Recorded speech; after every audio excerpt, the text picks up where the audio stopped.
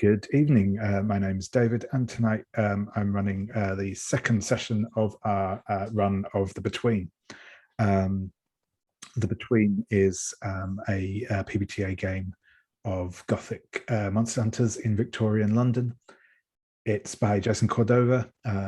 If you're interested in finding out more about that, you can check out the link below, find out more about it, pick it up as you wish. Or you can obviously go back to the first episode of this where I go into a bit more detail on it. This game is being run as part of the Gauntlet's online gaming calendar. The Gauntlet is an online role-playing group. We get together, play games like this one online. We also have a number of podcasts.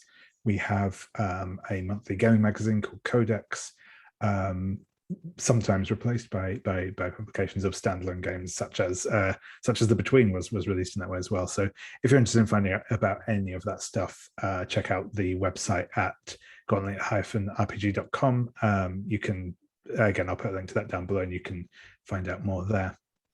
I am going to start off by asking our players to introduce themselves and to tell us a bit about the character that they will be playing this evening. We'll go in character keeper order. So if I can start with yourself, please, Chloe. Yeah, hi, I'm Chloe. I'm playing Zan Lansky. I'm Hargrave's house in residence lawyer and solicitor, I suppose. I'm just getting drawn into my first mystery with the Monster Hunters of Hargrave House. So that's what I'm doing tonight. Brilliant, thank you very much. And next, David, if you'd like to introduce yourself and tell us about who you're playing this evening. Yeah, hello everybody. I am David. I use he, him pronouns, and I am playing as Trixie, the gun-toting American. I believe she, her pronouns on her. And where we last left her, I believe she was in the depths of an opium den, having just recently come into contact with a mysterious man in a half-sun mask or something to that effect? That's right, a sort of sun face mask. Yeah, so that's where I'm coming at as we start off today. Brilliant, thank you very much. And next up, Sabine, if you'd like to introduce yourself and tell us who you're playing this evening. Hi, my name is Sabine. I use any pronouns. I'm going to play John Fenworth, Dr. John Fenworth, the Mother playbook. Dr. John Fenworth is a physician. He comes from a very lofty background, but he still is a physician, and also he is a great fan of the opera. Brilliant, thank you very much. And finally, Anders, if you'd like to introduce yourself and tell us a bit about who you're playing this evening. Yes, hello, I'm Anders. I use he, him pronouns. I'm playing Ardent Casebury, the vessel. He also uses he, him pronouns. He is a person who consorts with dark forces in various ways. More or less unsavory. Brilliant, thank you very much. So I'm going to go into a slightly more detailed recap this time, as last time was our very first session, and we introduced our threat relatively close to the end of our first session. So the threat we'll be starting off looking at anyway is the Limehouse Lurker. So the Limehouse Lurker, you were introduced to the existence of this threat by Jenny Johnston, who is the proprietor of an opium den in Limehouse. She came to you saying that three people had been found dead, all of them exsanguinated. There was a prostitute called Soft Jimmy, who was found in the opium den itself. A young mother called Charla Bell, who was found in an alleyway behind the Limehouse School, which is a workhouse. And the third one was a Chinese sailor called Zhao Donghai, who was found outside a pub near the Regent's Canal called the Dog and Whistle. So Jenny has let you know that she has been keeping the bodies in her basement because she doesn't want the authorities to get involved, because she thinks it will cause problems for the Chinese immigrant community of which she is a part. She came to you because of your reputation for dealing with unusual cases such as this one. What you did realize from the descriptions is that this is clearly a vampire that is acting here. There were some telltale signs based on the description of the bodies that I believe Dr. Bear with me one minute while I still learn everyone's names. Dr. Fenworth. Picked up on, I believe, was in particular small finger marks on the victims that led you to believe that this is a vampire that is in the body of a child. This has two potential. The fact that the vampire is in the body of a child does not necessarily mean that that vampire is young. In their undead existence sense, and depending on whether they are, a newly created vampire or have been in existence for some time, kind of affects their powers and how best to deal with them. So we have a number of questions for this to help resolve this threat. As mentioned last time, the questions each have a complexity. You're essentially looking to piece together enough clues to give you a good chance of succeeding against that complexity. When you've answered a question, that usually will give you some sort of either some sort of tangible reward or progress in the case, or will help unlock a way of resolving the threat. Threats cannot be resolved unless you have basically answered the question that gives that resolution, puts that resolution onto the table. Until that point, they essentially have, plot armor. They are unassailable in any meaningful way until you've unlocked that opportunity. So, for this particular threat, the questions that we have are: firstly, is the vampire young or old? This is a question with a complexity of 4. What this does is essentially sets you up for the next question. So depending on whether you answer whether the vampire is young or old, determines which of the next questions you'll answer. Next question is, if it is young, what was the child's home life like before they were turned? This likewise has a complexity of 4. The opportunity on this one is resolve the threat by luring the vampire into a scene reminiscent of its home life, and then either destroying it or making arrangements for it to safely feed on a regular basis. And taking either of those approaches will resolve this threat and mean that it's no longer going to be a problem in general. Certainly not a problem for you. The third question, I should say, is if it is old, where is the vampire's nest? This also has a complexity of 4.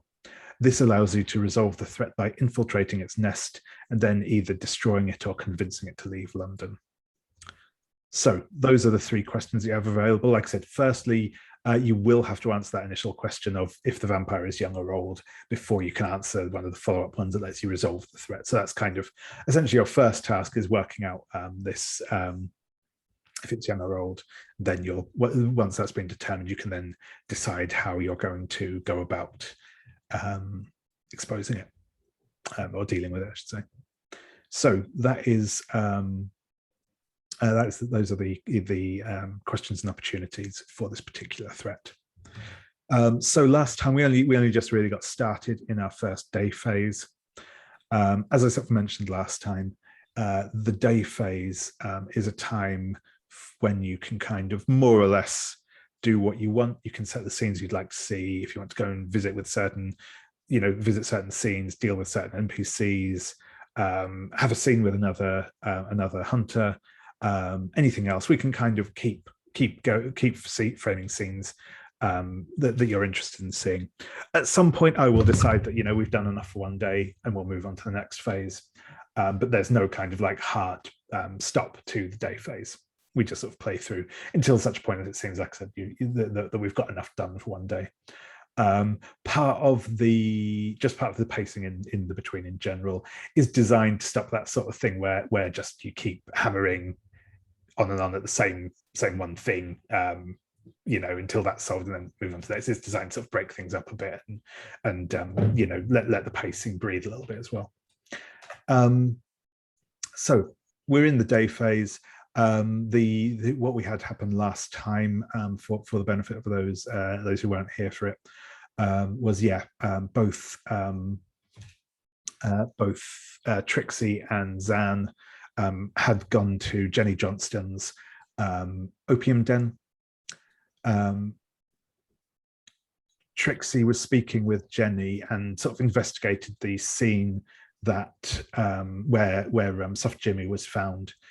But in the process of this was interrupted by, as already mentioned, a man in a sun mask who said some vaguely cryptic things, I believe was about where we'd left that particular section.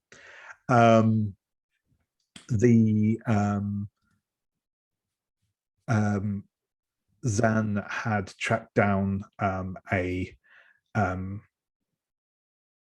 young nobleman partaking in opium. That was kind of the moment we left things at last time. So that's probably where we will come back into once we get into play proper. Where we left it, Ardent Casebury, the vessel, was planning to go and investigate the scene where Charla had been discovered behind the workhouse. I believe with the intent of performing some sort of ritual there to, well, do something ritually. But we hadn't gone to that scene yet. So just what I wanted to do first, before we kick things back off again, I'd just like to check in with Dr. Fenworth. Is there something that you are interested in doing in the, or where would you like to start off things in our first day phase? Could I still have a look at the corpses? Absolutely. Oh, then I would like to inspect the corpses for if they have something interesting, if they are interesting people and have interesting body parts. Perfect. No, we're less interested in clues because we already know it's vampires. But maybe one of them has the right kind of hands or feet or bone structure. Perfect. Yeah, no, that's great. Absolutely, we can roll into that. We can assume that you kind of went along with Trixie and Zan.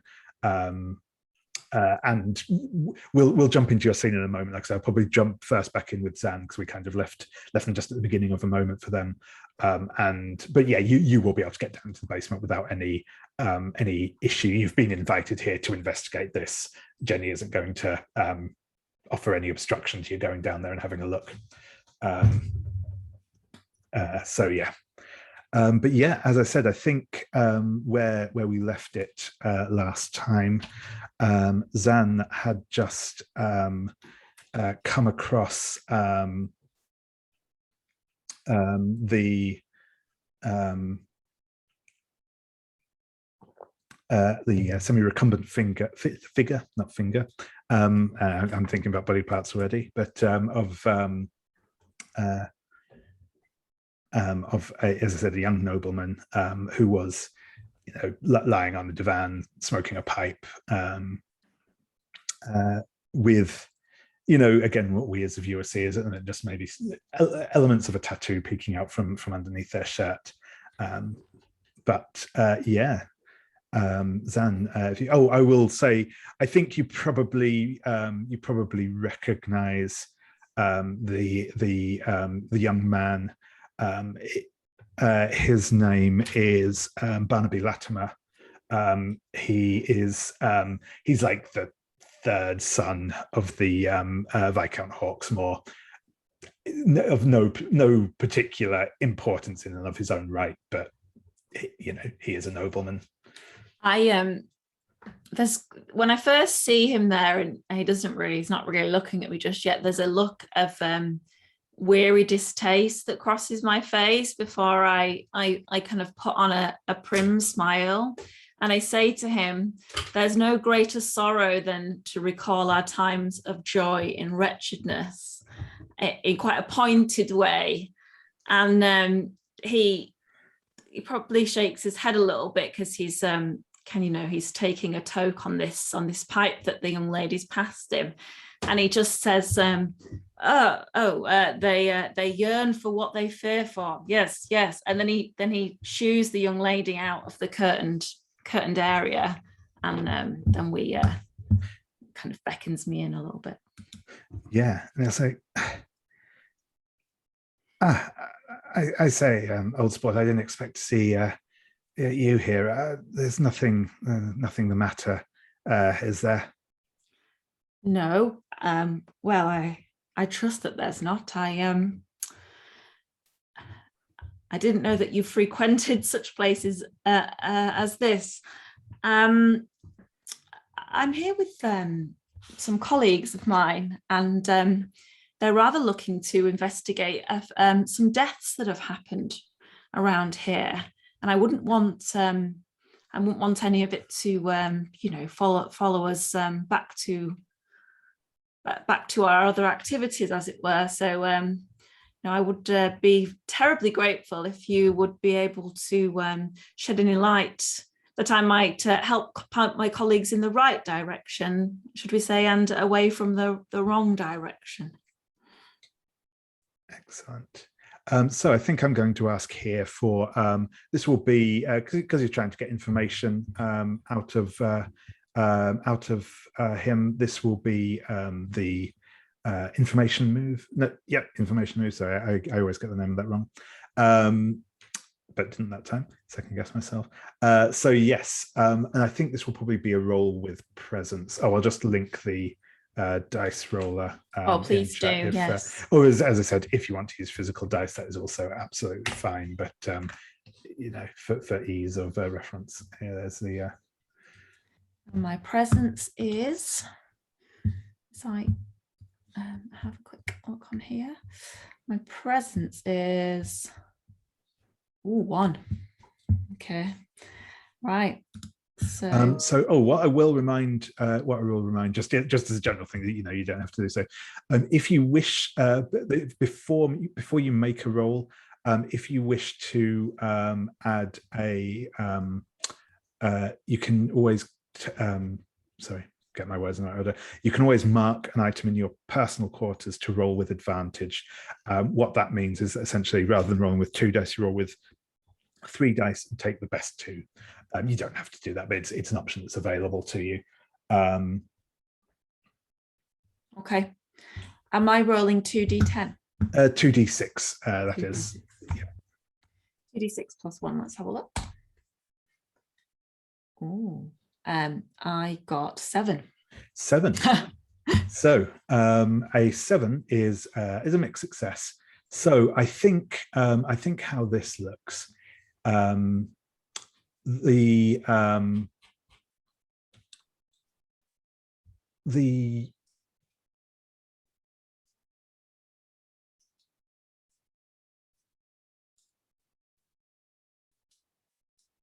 is going to sort of lean forward and say, look, if you must know, I was in here the other evening when they found that poor lad in here, dead.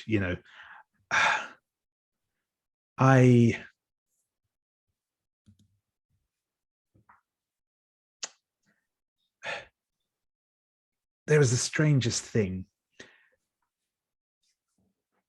I'd heard that before it happened, I heard this whispering like a small child. it was complaining about the giving me a dressing down for well, he waves with his pipe for all of this. I turned around and I couldn't see anyone there. It may have just been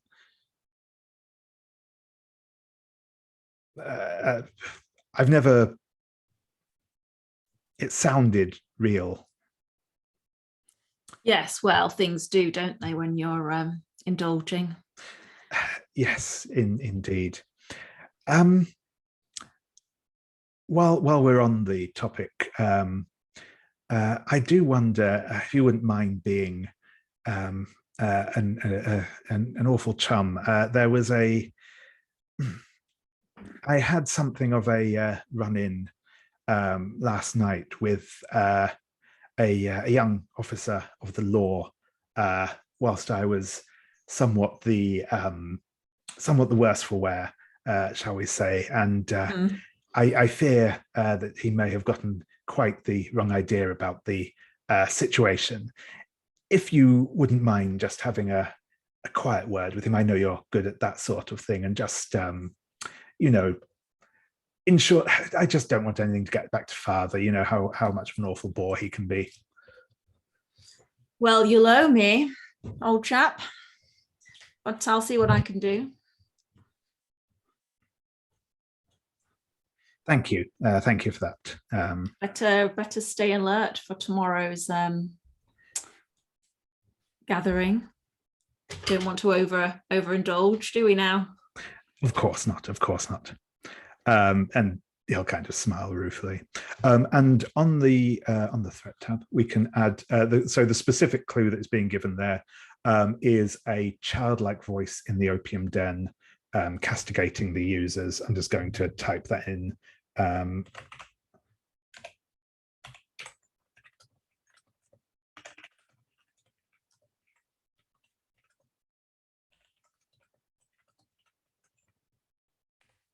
So again, just as a kind of refresher on this, I know we kind of covered some of this last time, but as this is the first clue we've actually managed to successfully get so far,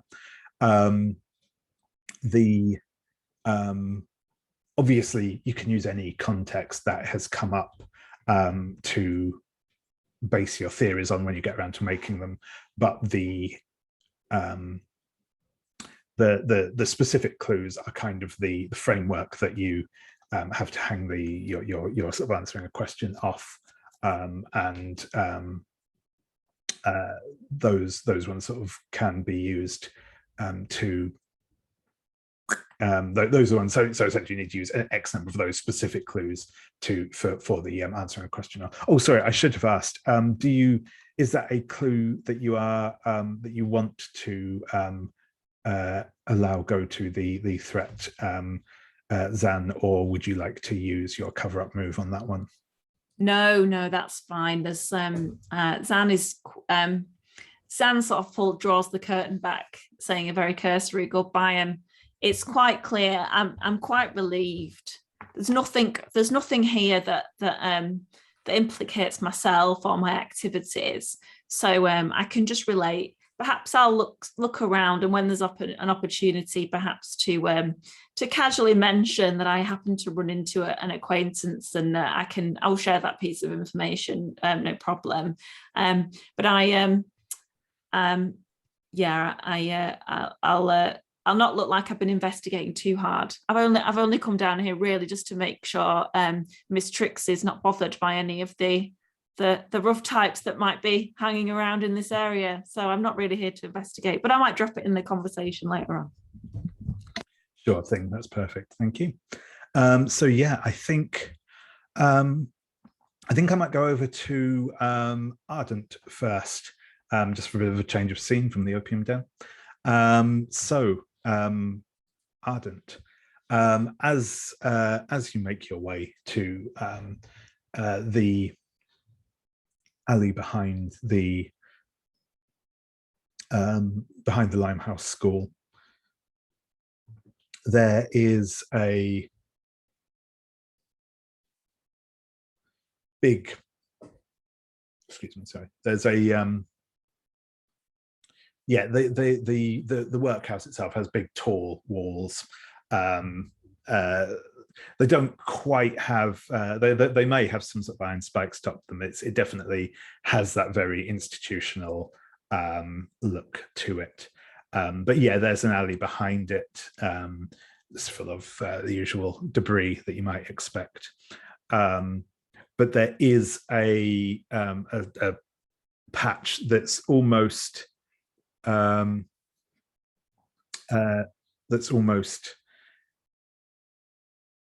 not exactly cleaner, but looks like it has been kind of disturbed more recently. That's likely to be the place where the body of Charlo was found.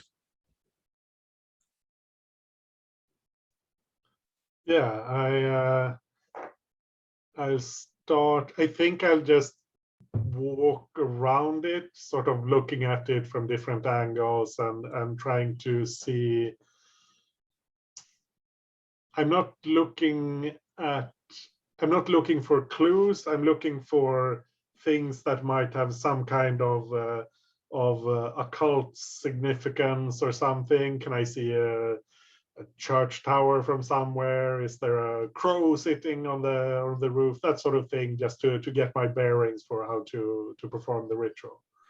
Yeah, you can probably catch a glimpse of one of the the steeple of a church, sort of just peeking up from over a rooftop. You can kind of see the spire. And the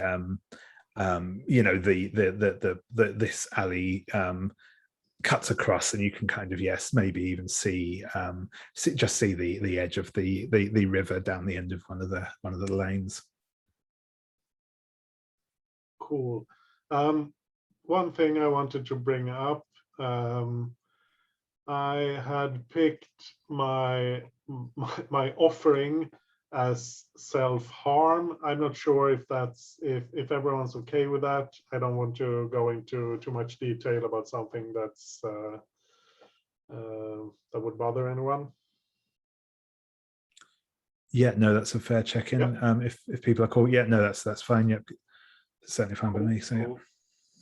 And I think this is, I mean, there's going to be blood involved, but I think also for powerful workings, he has to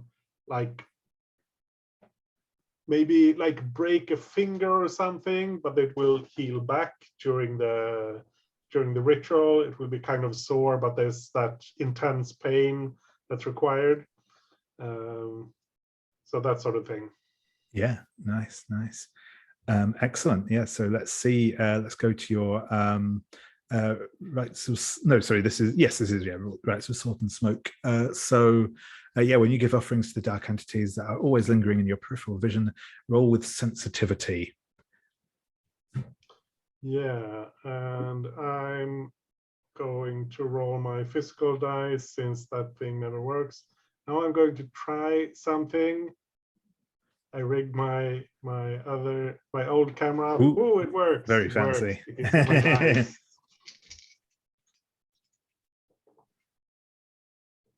And so not a bad roll either.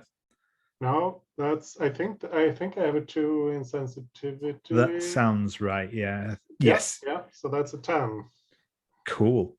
So yeah, on a 10 plus, the magic works without further cost. Choose your effect.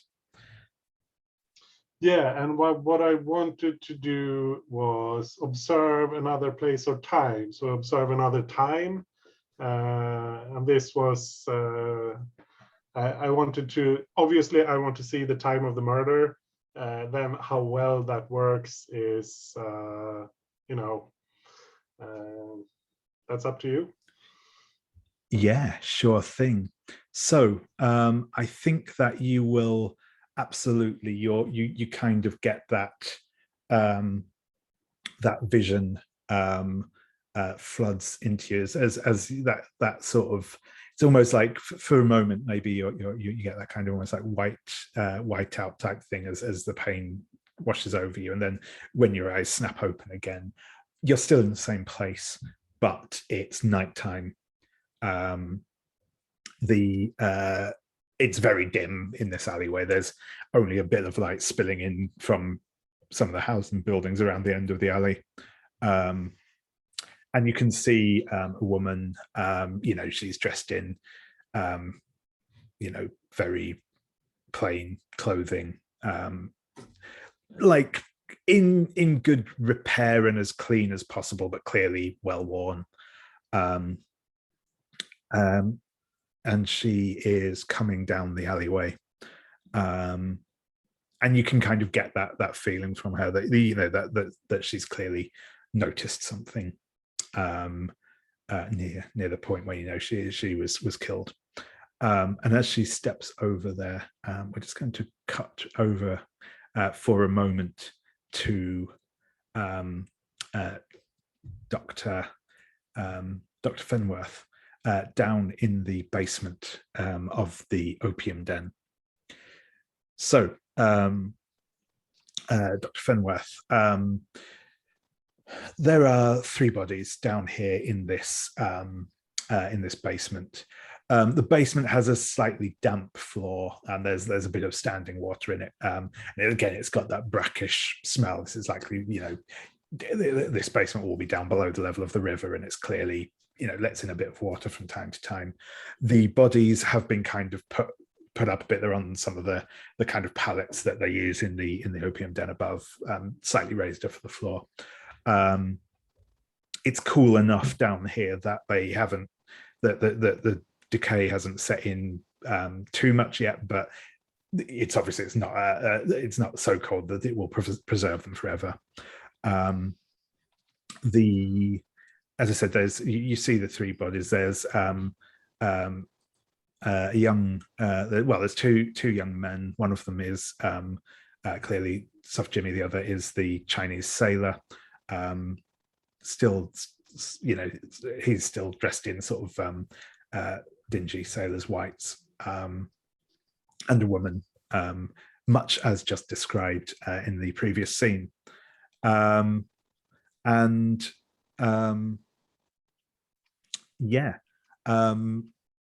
You can have a look over the bodies. Am I alone in the room? You are. Yep. There's no one down here. Very good. Very good.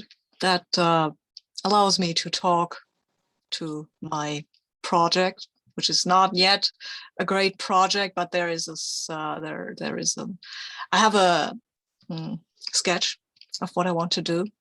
And since nobody's here and nobody's listening, I will take out my sketch and I will start talking to these deceased people and try to discover if anything there feels like it could work, like the sailor's hair, maybe.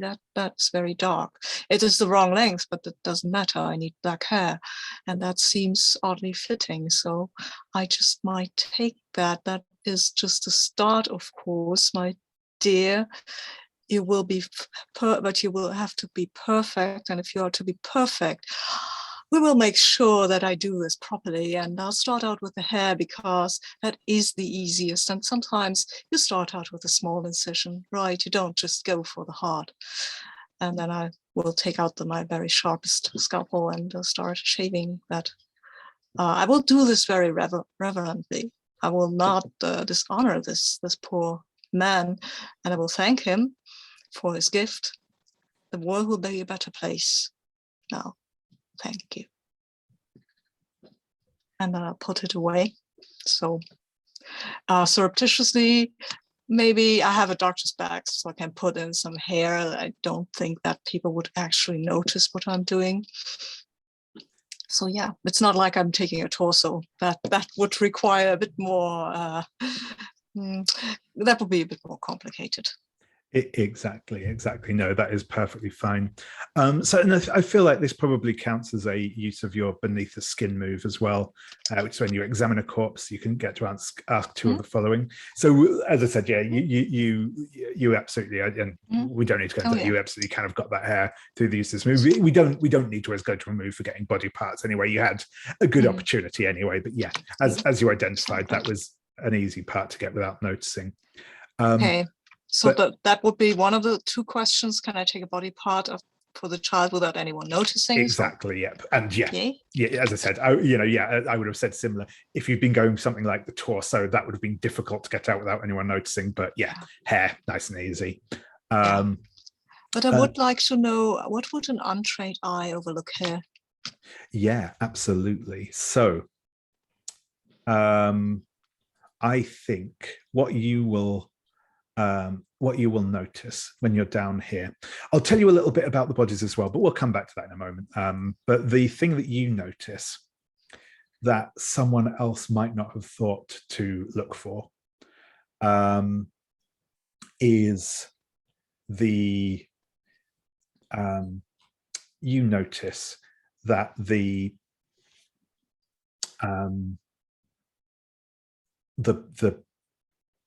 in the ceiling, the floorboards from above, some of them have, and you can see like a patch in the ceiling where blood has obviously been seeped through the floorboards.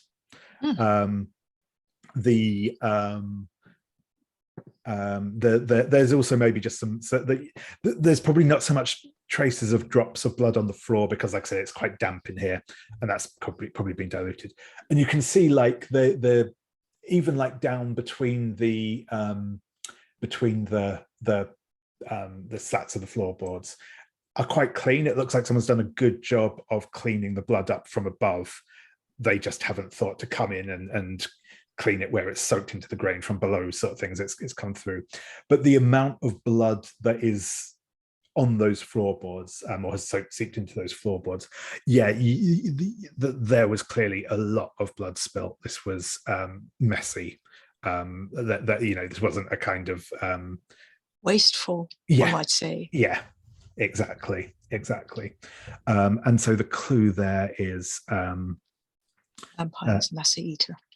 Yes, sort of, but the specific clue is going to be blood dripping down from a high place. But yeah, that is that's certainly a conjecture to get from that. What I will tell you, like about the bodies, these are kind of softer clues that kind of just reinforce what you already thought. Is that the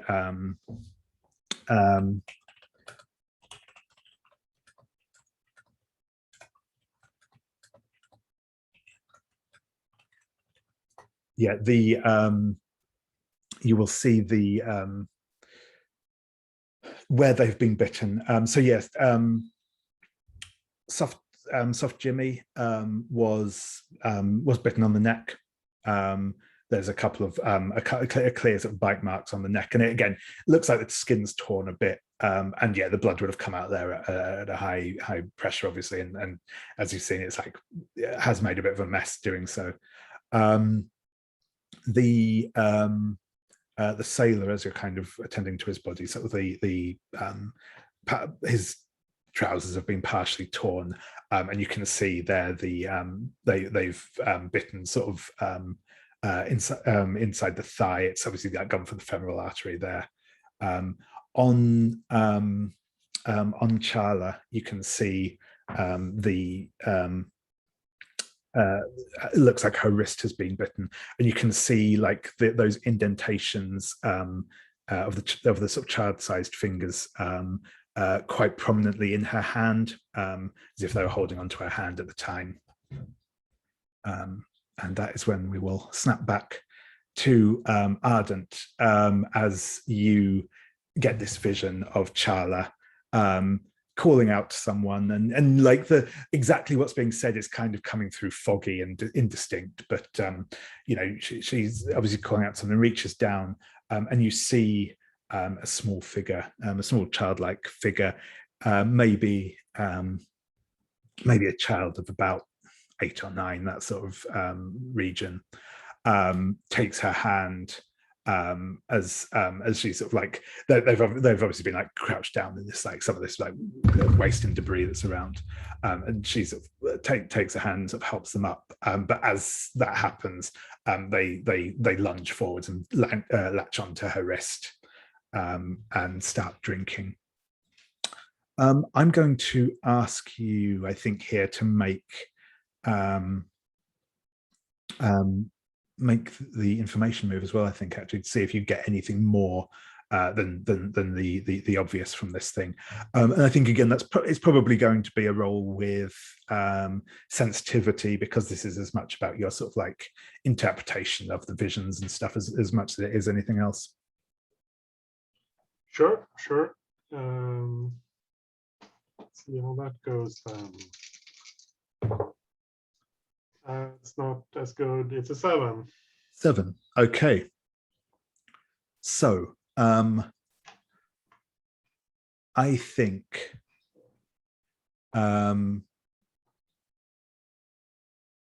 what you will see is you for a moment get this image of a flock of bats that kind of fly up from this from sort of all around the alleyway, and they were clearly not here a moment ago, and they kind of circle around in a big wheeling flock, and you see them flying out down probably closer towards the river, where they wheel, and they seem to be circling around a specific point closer to the river.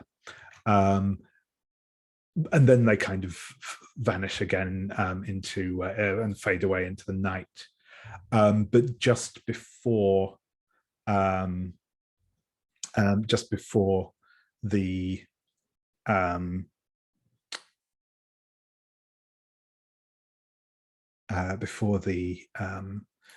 just after that happens, the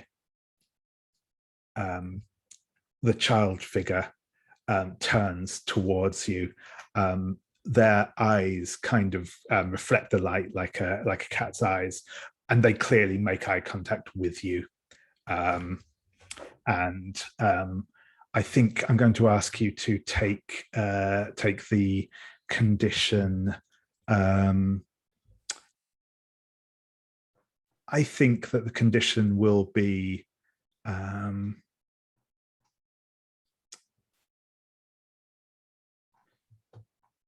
I think if we call it hunted, let's go for that. And is there a place for conditions? It's towards the top of the character. Sorry, I found it. Yeah, cool. And as the sort of eye contact is made, you snap out of the vision. Yeah, very cool. Ardent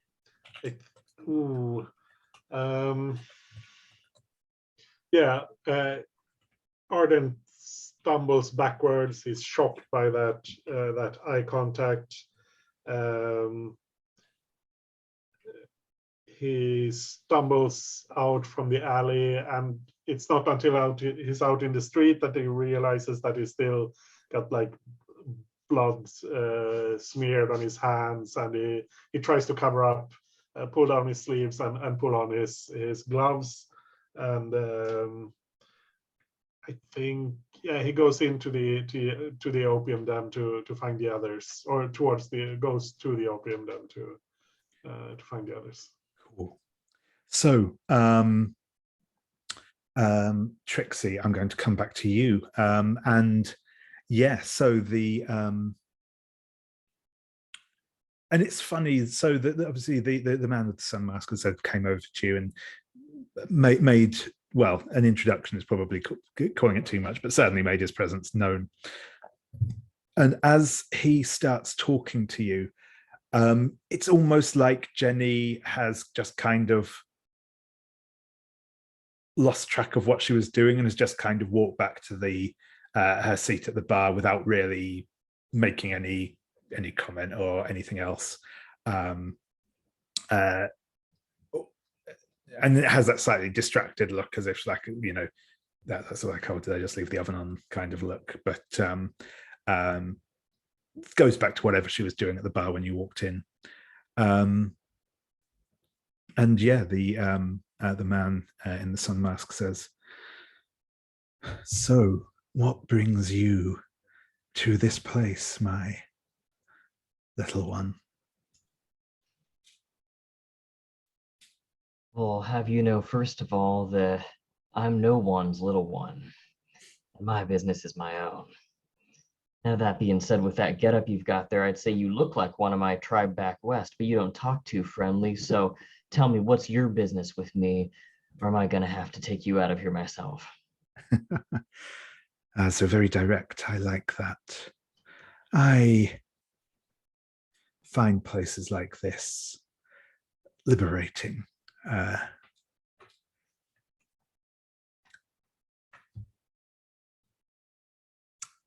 There is a world beyond this one, you know.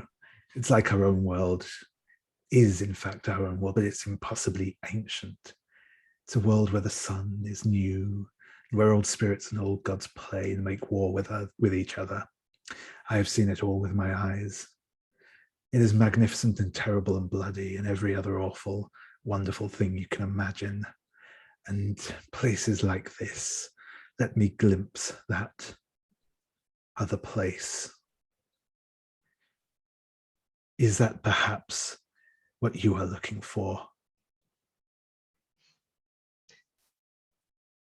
In a manner of speaking, but I have to say that you're talking like someone who's taken a little bit too much Jenny's opium snuff.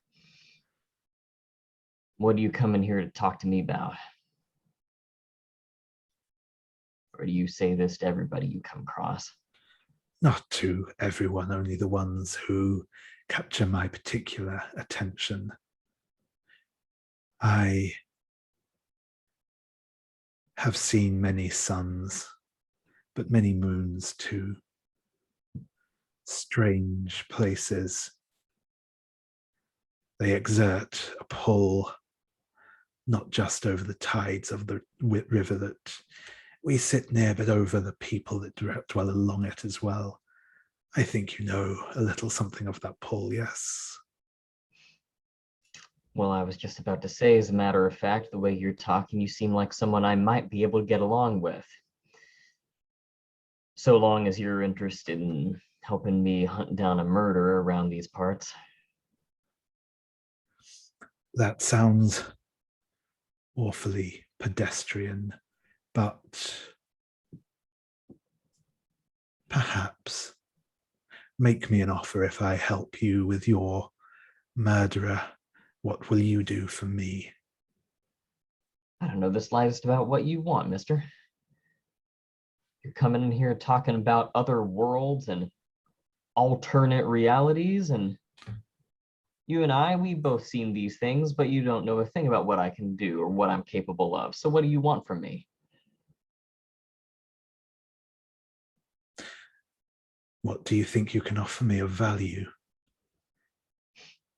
I am always interested in what people think their own worth is. Well, I got a fast trigger finger. I know how to talk my way in and out of situations with all kinds of undesirables. Any of that sound like something you need, that you're in need of?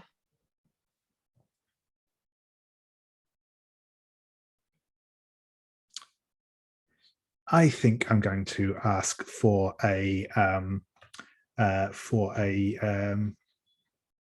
again, it will probably be the information move, and it will probably be with presence. So yeah. Okay, so that's going to be a +1. And just to clarify with this dice roller, do I just click both dice and then hit roll, or? Yeah, that's right. That's right. Okay. So there's a 3 and a 1 up here. I'm going to click both of those and then hit the roll selected dice button. They turned into a 6 and a 1 plus 1 makes 8. 8, perfect. Well, not perfect, but good enough for now. Again, I will remind, if at any point you want to, if at any point you want to expend a mask to increase the result of one of your rolls, and this is open to everyone, obviously, you can do so, though you don't have to do so until after I've kind of made the offer as it is. And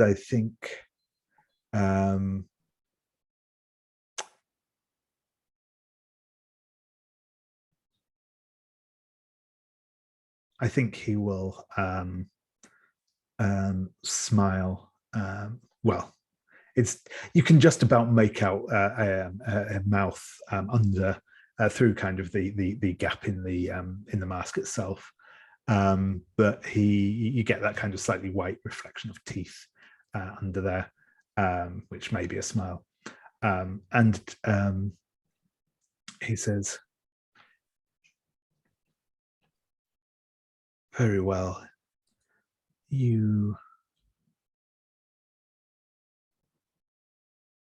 That certainly is a fine pistol you wear. I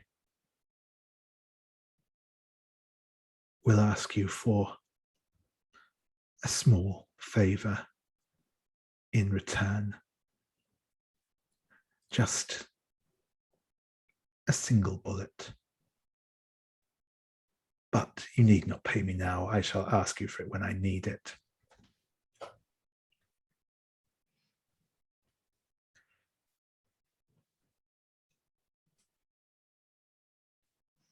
And what are you offering in return?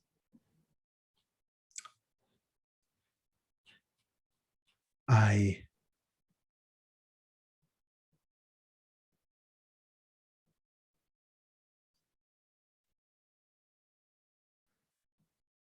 know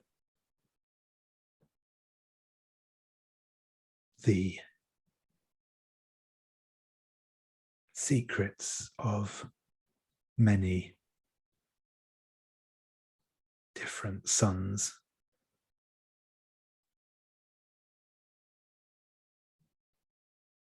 And he goes to the wall near where Jimmy's body was found. It's just kind of painted over in like whitewash, but he takes a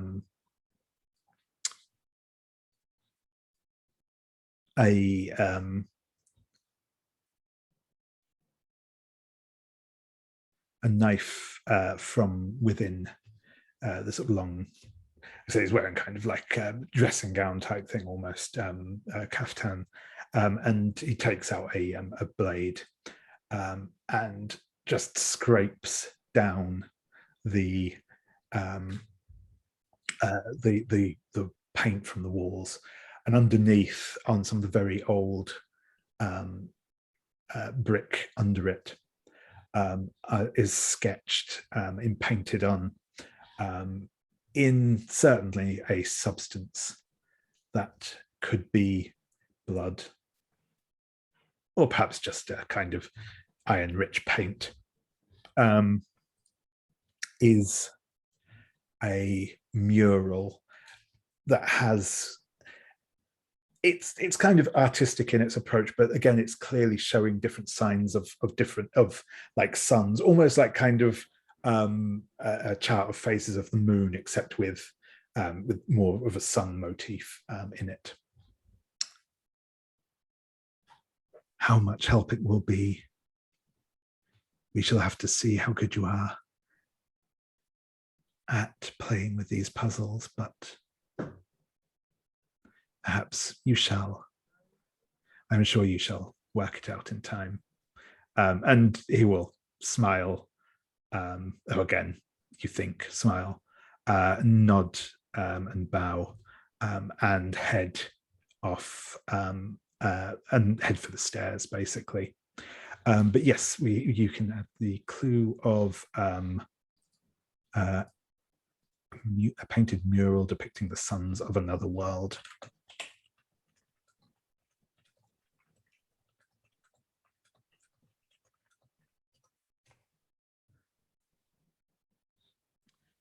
And just to clarify, we have these clues in a pool and we kind of choose which ones we want to devote to which questions underneath the threat.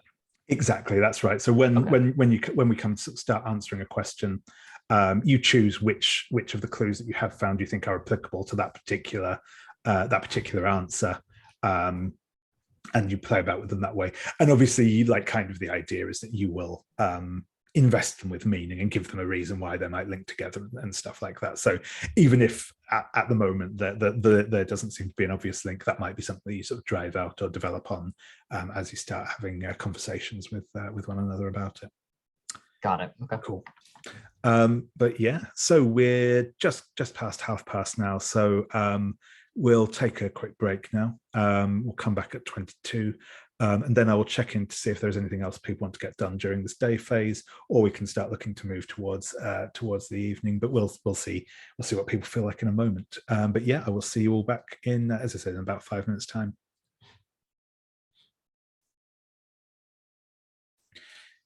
Yeah, awesome. So we will. I know. Yeah, no, sorry, I was just checking who it was that said it again. I thought it was. So I know. Chloe, you just said there was something else you wanted to do in the day phase. Still. Yeah. So what would? I'll just check in with everyone just to see what sort of things people are interested in. But yeah, what are you interested in doing? Well, what I was going to go and do was take a quick trip over to the Tower Hamlets police station. If I'm able to leave Trixie, and I'll possibly leave a letter at the bar with Jenny if I can't find Trixie, just saying something like, I've got some information I can share about this case upon my return to Hargrave, and then I kind of sign an L and leave it. And I'm going to head off quite hurriedly if I can and try and get to Tower Hamlets police station. Sure thing. Yeah, that sounds good. We'll come back to that in a second. So yeah, Trixie, was there anything else that you wanted to get done today, or anything else you were interested in looking into? No further moves. I think I'm going to spend some time studying, maybe taking a kind of a rendering of this painted mural and just sort of sketching it down and into my own sketchbook so I can take it with me in a manner of speaking, but nothing above and beyond that, no. No, that's perfect. Cool. Yeah. Dr. Fenworth, how about yourself?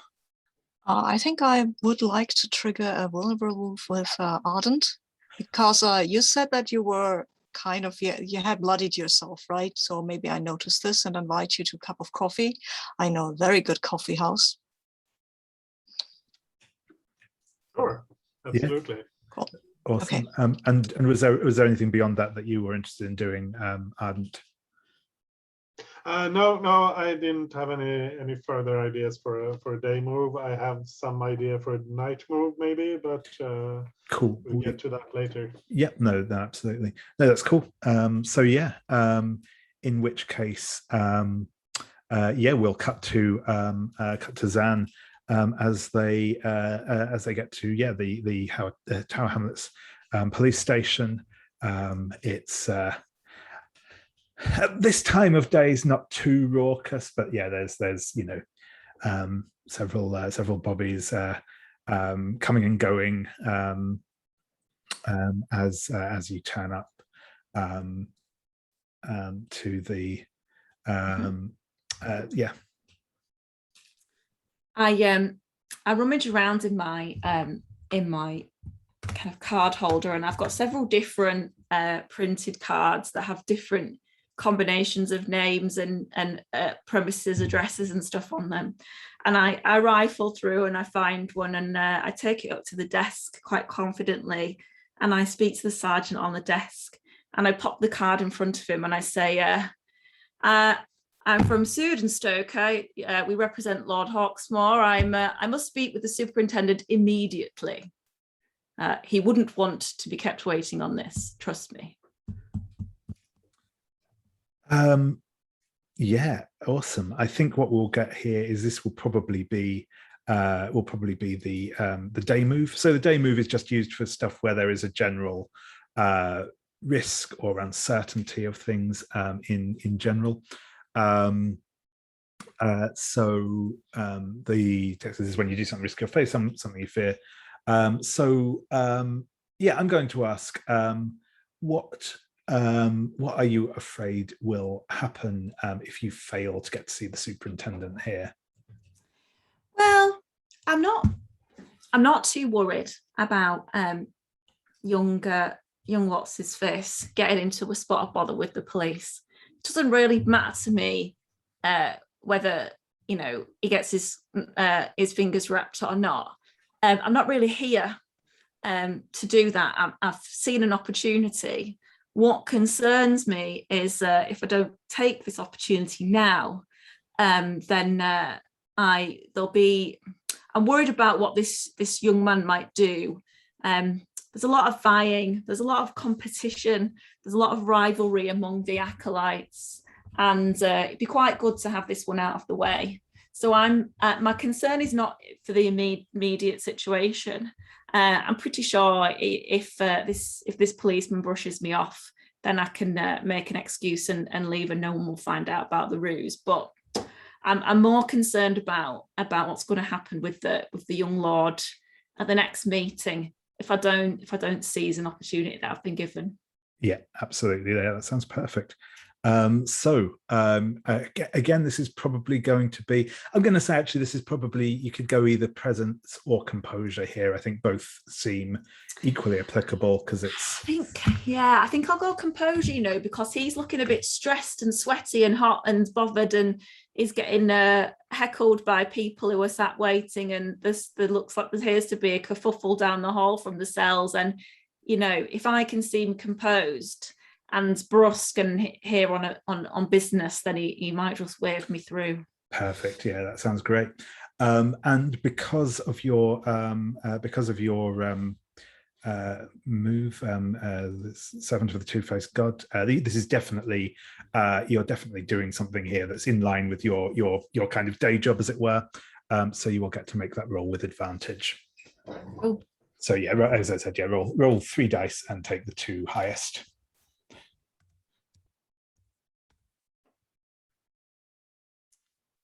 Ooh, nice. 4 and a 6 plus 1.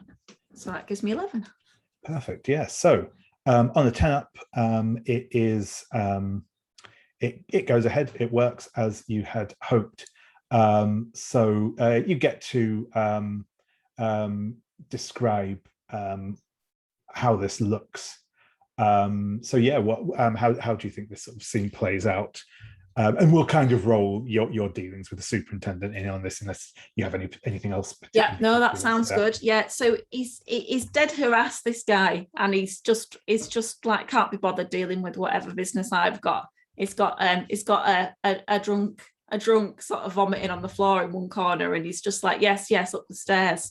So off I go up the stairs and see the door to the superintendent's office is slightly ajar, and hear the sound of a clinking of a bottle and the pouring of some liquid, and I make my way inside, really without even knocking, to be honest with you, just sort of breezing through the door.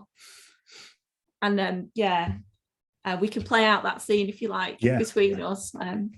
The superintendent is a burly looking man, and he has just poured a generous measure of scotch into a glass, and it turns and says, "Oh, I don't remember having an appointment. Is this something important?"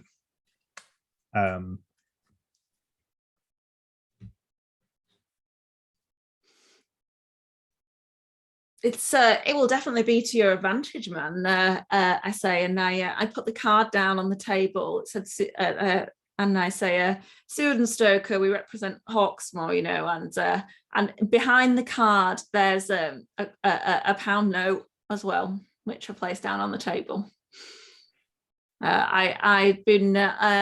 We've been requested to have a little a quiet chat with you, because it seems that one of Hawksmoor's younger sons was brought in the other evening, and a report made about him by one of your officers.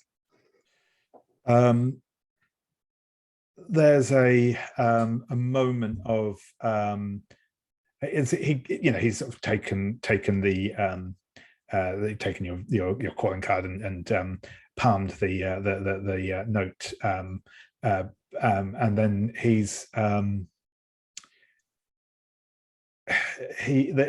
sort of gives a moment of thought, and says, this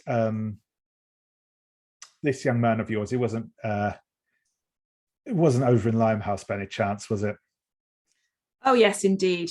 You've well remembered. Yeah, it's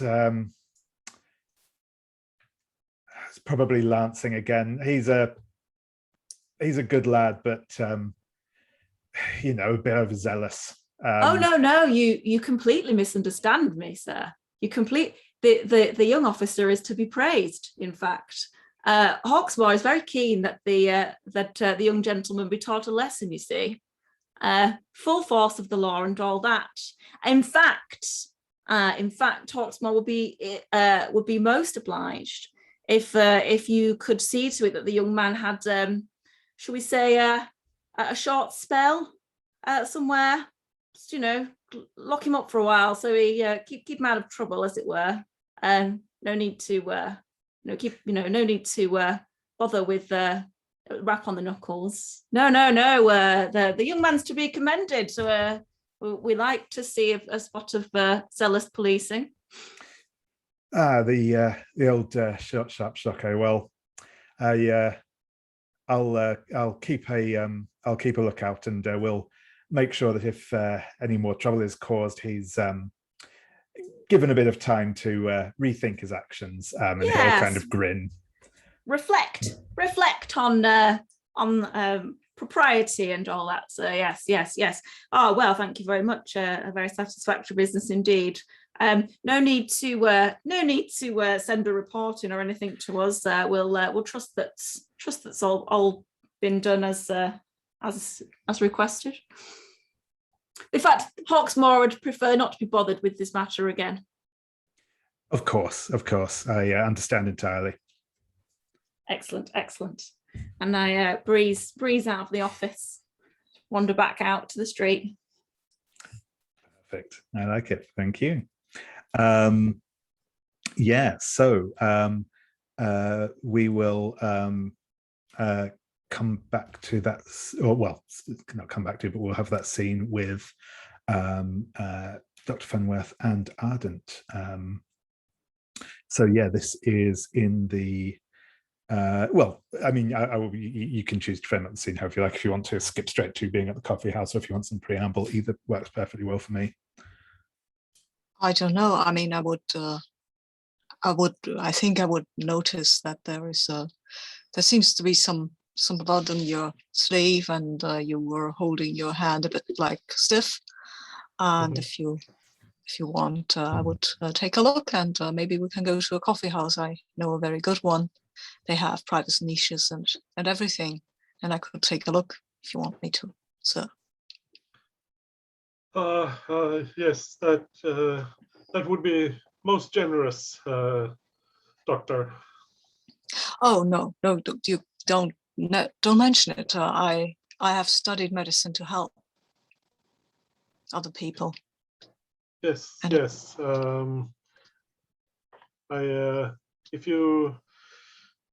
If you would take a look, I would be most obliged. Please lead the way. Yeah, okay.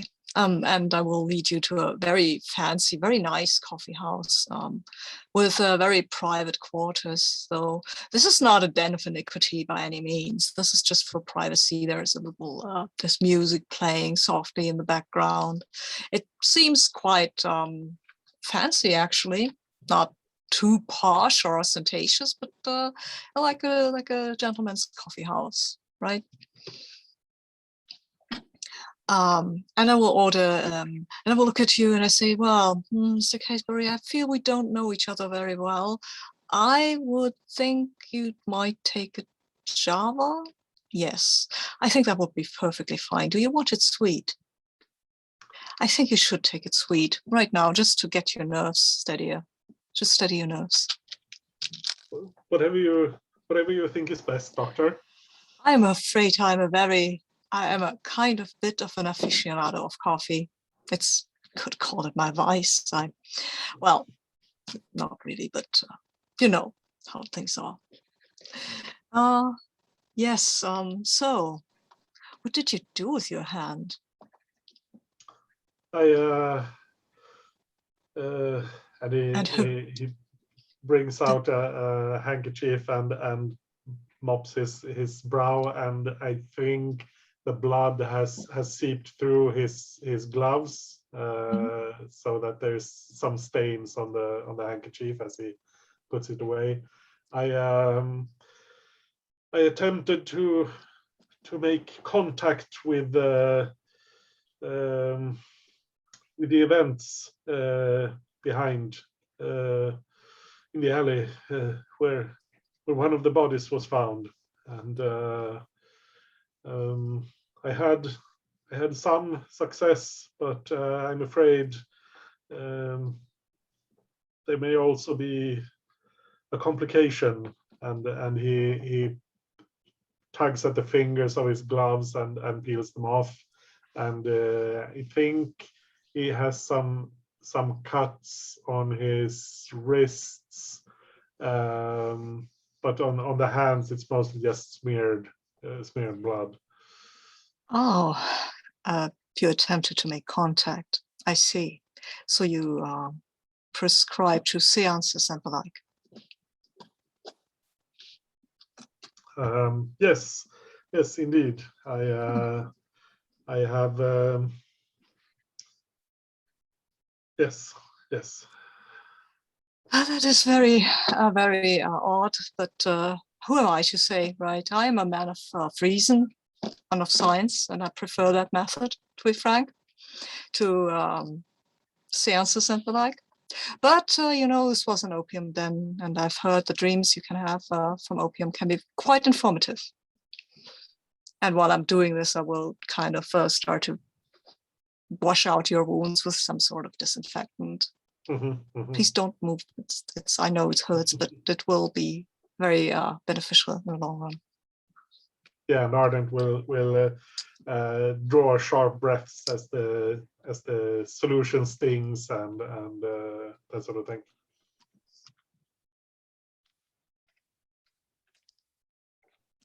Yes. Well. It's quite a pleasure to talk to you, though, Mr. Caseberry. I feel that, considering that I am rather newly come to this establishment, I feel that I do not know everybody very well. Neither do I.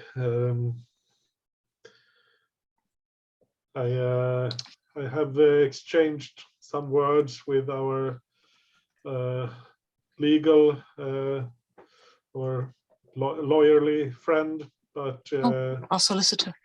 Our solicitor, yes, but the American girl I've barely spoken to. I hear she carries a gun.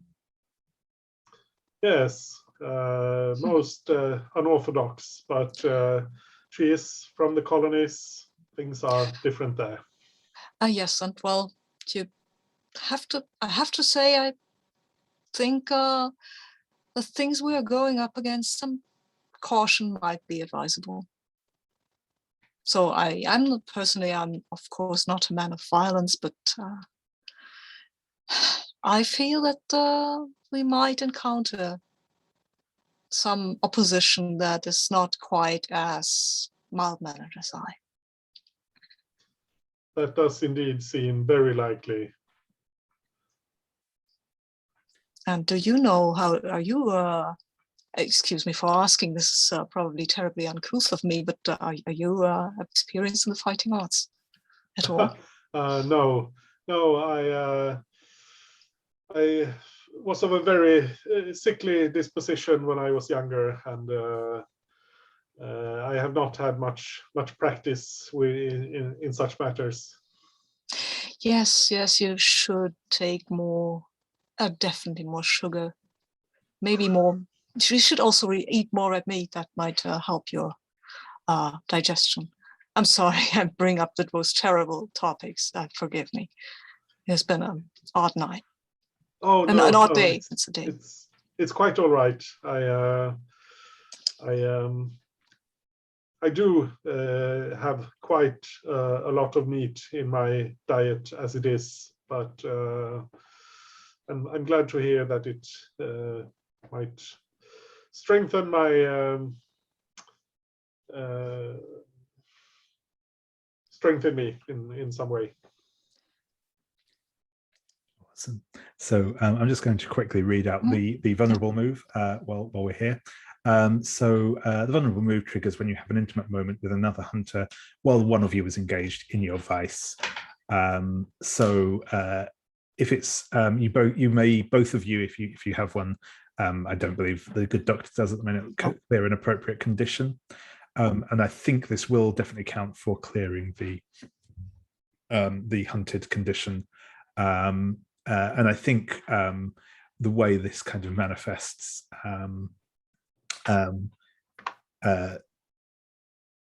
Ardent is that sort of as the wound is cleaned and sort of stops bleeding, it's sort of sealed up and bandaged properly. That kind of, you've had that prickling sense of sort of being watched up until now, but once you're no longer actively bleeding, that feeling dissipates again. But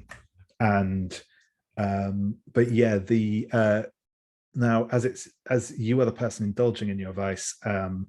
Fenworth, you get to choose one of two options. You can either stumble on a clue. You get to say what that is. You get to define what the clue is.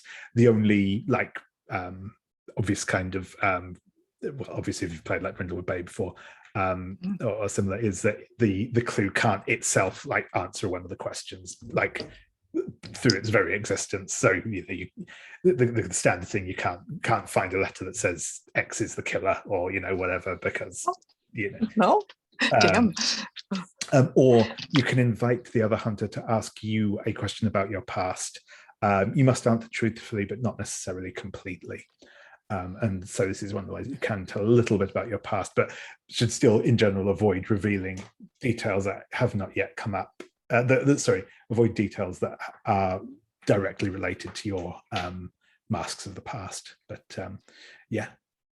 I think I find a clue, actually. Yep. And in this, the clue that I find is that there is that the vampire actually has a connection to all the blood that is spilled in London or in Limehouse. Maybe it's just Limehouse. And has a connection to all the blood that is spilled in Limehouse.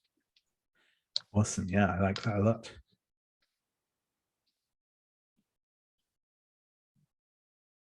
Cool. And so I think with that is where we will draw our day phase to a conclusion. We're going to I'll go into the dusk phase. I'll explain how that works. Dusk phase is quite quick. It's mostly just a setup for the night phase. I'll then explain a little bit about the night phase, and then we'll probably take our next break before we go on into the night phase.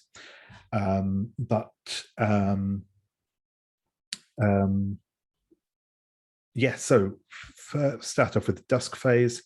I will switch the thing on here because I think that should show up. Yeah, so the first thing we do is if anyone has any playbook moves that trigger during the dusk phase, we resolve those now.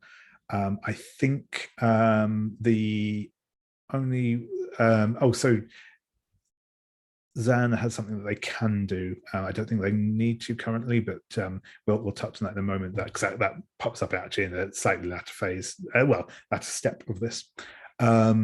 And Trixie, I believe you have the quickening to make. We'll get onto that in a second. But I think those are the only ones that we have at the minute. So yeah, Trixie, would you like to let us know what the quickening entails and make that roll? Yes, so as a quick refresher, the quickening move states that I live with a curse that causes me to become savage, even feral, to the point where my body physically changes. And at the start of the dusk phase, roll with composure or sensitivity. On a fail, I mean, if I understand this correctly, I pretty much am lost to this curse and am basically removed from play. So a failure means you pretty much have to use a mask, the way that I read this. That's correct. You essentially get like one kind of get out of jail free if one of the other hunters chooses to spend the night taking care of you, essentially. But yes, in general, failing this roll does result in you losing yourself to the beast. And yeah, generally speaking, you probably want to use a mask to avoid that if it does come up. Right. So my character is on a bit of a clock, but we'll go ahead and roll that with composure. And that'll be at a +1. So let's give this a go. I'm just rolling the 2 dice up at the top here on this character or on this dice roller. Okay, that'll be a 9. Yeah. So on a 7 to 9, you manage to keep the quickening in check, but just barely, and you'll take the condition drained. You can spend a mask if you wish to up that to a 10 plus, but which will give you benefits when doing stuff with vitality. But you don't need to. That's entirely optional. I will go ahead and just take the drained condition to start. Yeah. Just to start. So yeah, how do we see this kind of struggle that you're having with your inner beast this evening? I think that as the sun begins to set, we see this very wide angle shot of the London skyline as the sun is beginning to just sink over the horizon, and viewing this through the barely parted curtains of her bedroom, you see Trixie kind of looking out over the skyline, and she is sweating quite profusely. And if you were to zoom in on her face, you would see that her eyes are beginning to kind of yellow a bit, both in the white area surrounding her pupil, but also kind of within as well. They're almost becoming more oval and dog-like. There's this sort of feral appearance to her eyes. And it's apparent that if she just stays there, she's going to eventually become overwhelmed by this quite quickly. She's probably got some kind of bed sheet that she is nervously wringing between her hands, and she looks down at it only to see that she has basically torn it in half. And I think she's going to grab her gun and maybe her hat and storm out, shutting the door quite loudly behind her as she takes out into the night air, trying to just get her mind off of things. But it's clear she's under quite a bit of mental and physical strain and might be a little bit hot-tempered this evening. Excellent. I like it. Thank you. So the next stage is, I will pose a question to all of you. This is a paint the scene question, so I'll be asking you a question to give a bit more detail to Hargrave House. This is the point, Zanra, I believe your 7th Two-Face God means that if you have marked your secret sign, which I don't think you have at the moment, when you paint the scene, you can uncheck it if you mention an instance of betrayal by or against Hargrave House when you do the description. But we'll get into what the description is in a moment. And as I said, I don't think you need to unmark that at the minute anyway, so it's not a big issue, but you can do so if you wish. I'm just finding where I have hidden those questions.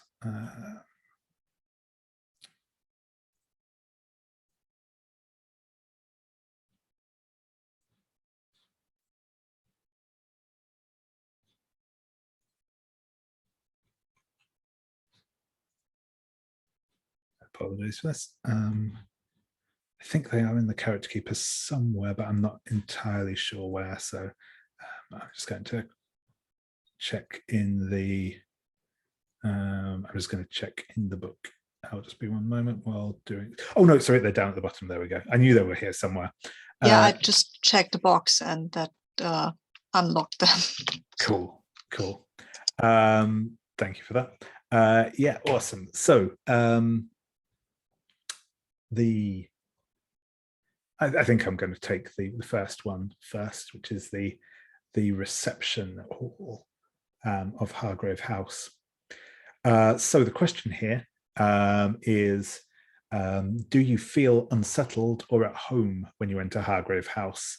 And what do you perceive in the reception hall that reinforces that feeling? So I'm going to start. I'll go around reversed this time. So Ardent, do you feel unsettled or at home when you enter Hargrave House? And what do you perceive in the reception hall that reinforces that feeling?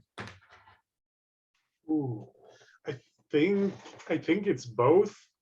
I think the dark entities are more present here. I usually see them flickering occasionally in the corner of my eye, like a shadow slinking behind something, that sort of thing. But in here, they are more, they reveal themselves more. And that's both, it's both disconcerting and because I know this is a place where they have more power, but since I also take some comfort in them, since they empower me, that's also comforting.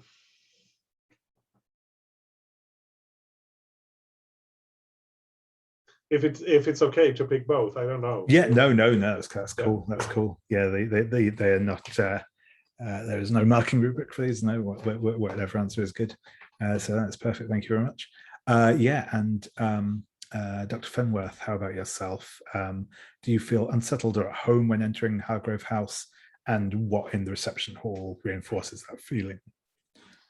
I feel very much at home here, which is quite unsettling in and of itself, because I mean, I'm a rational man, and I'm aware that constructing a person from body parts of other people is sort of odd, to put it mildly. And yeah, but I feel at home here because everyone here is sort of odd, right? We are not, nobody is really quite the perfect normal person here.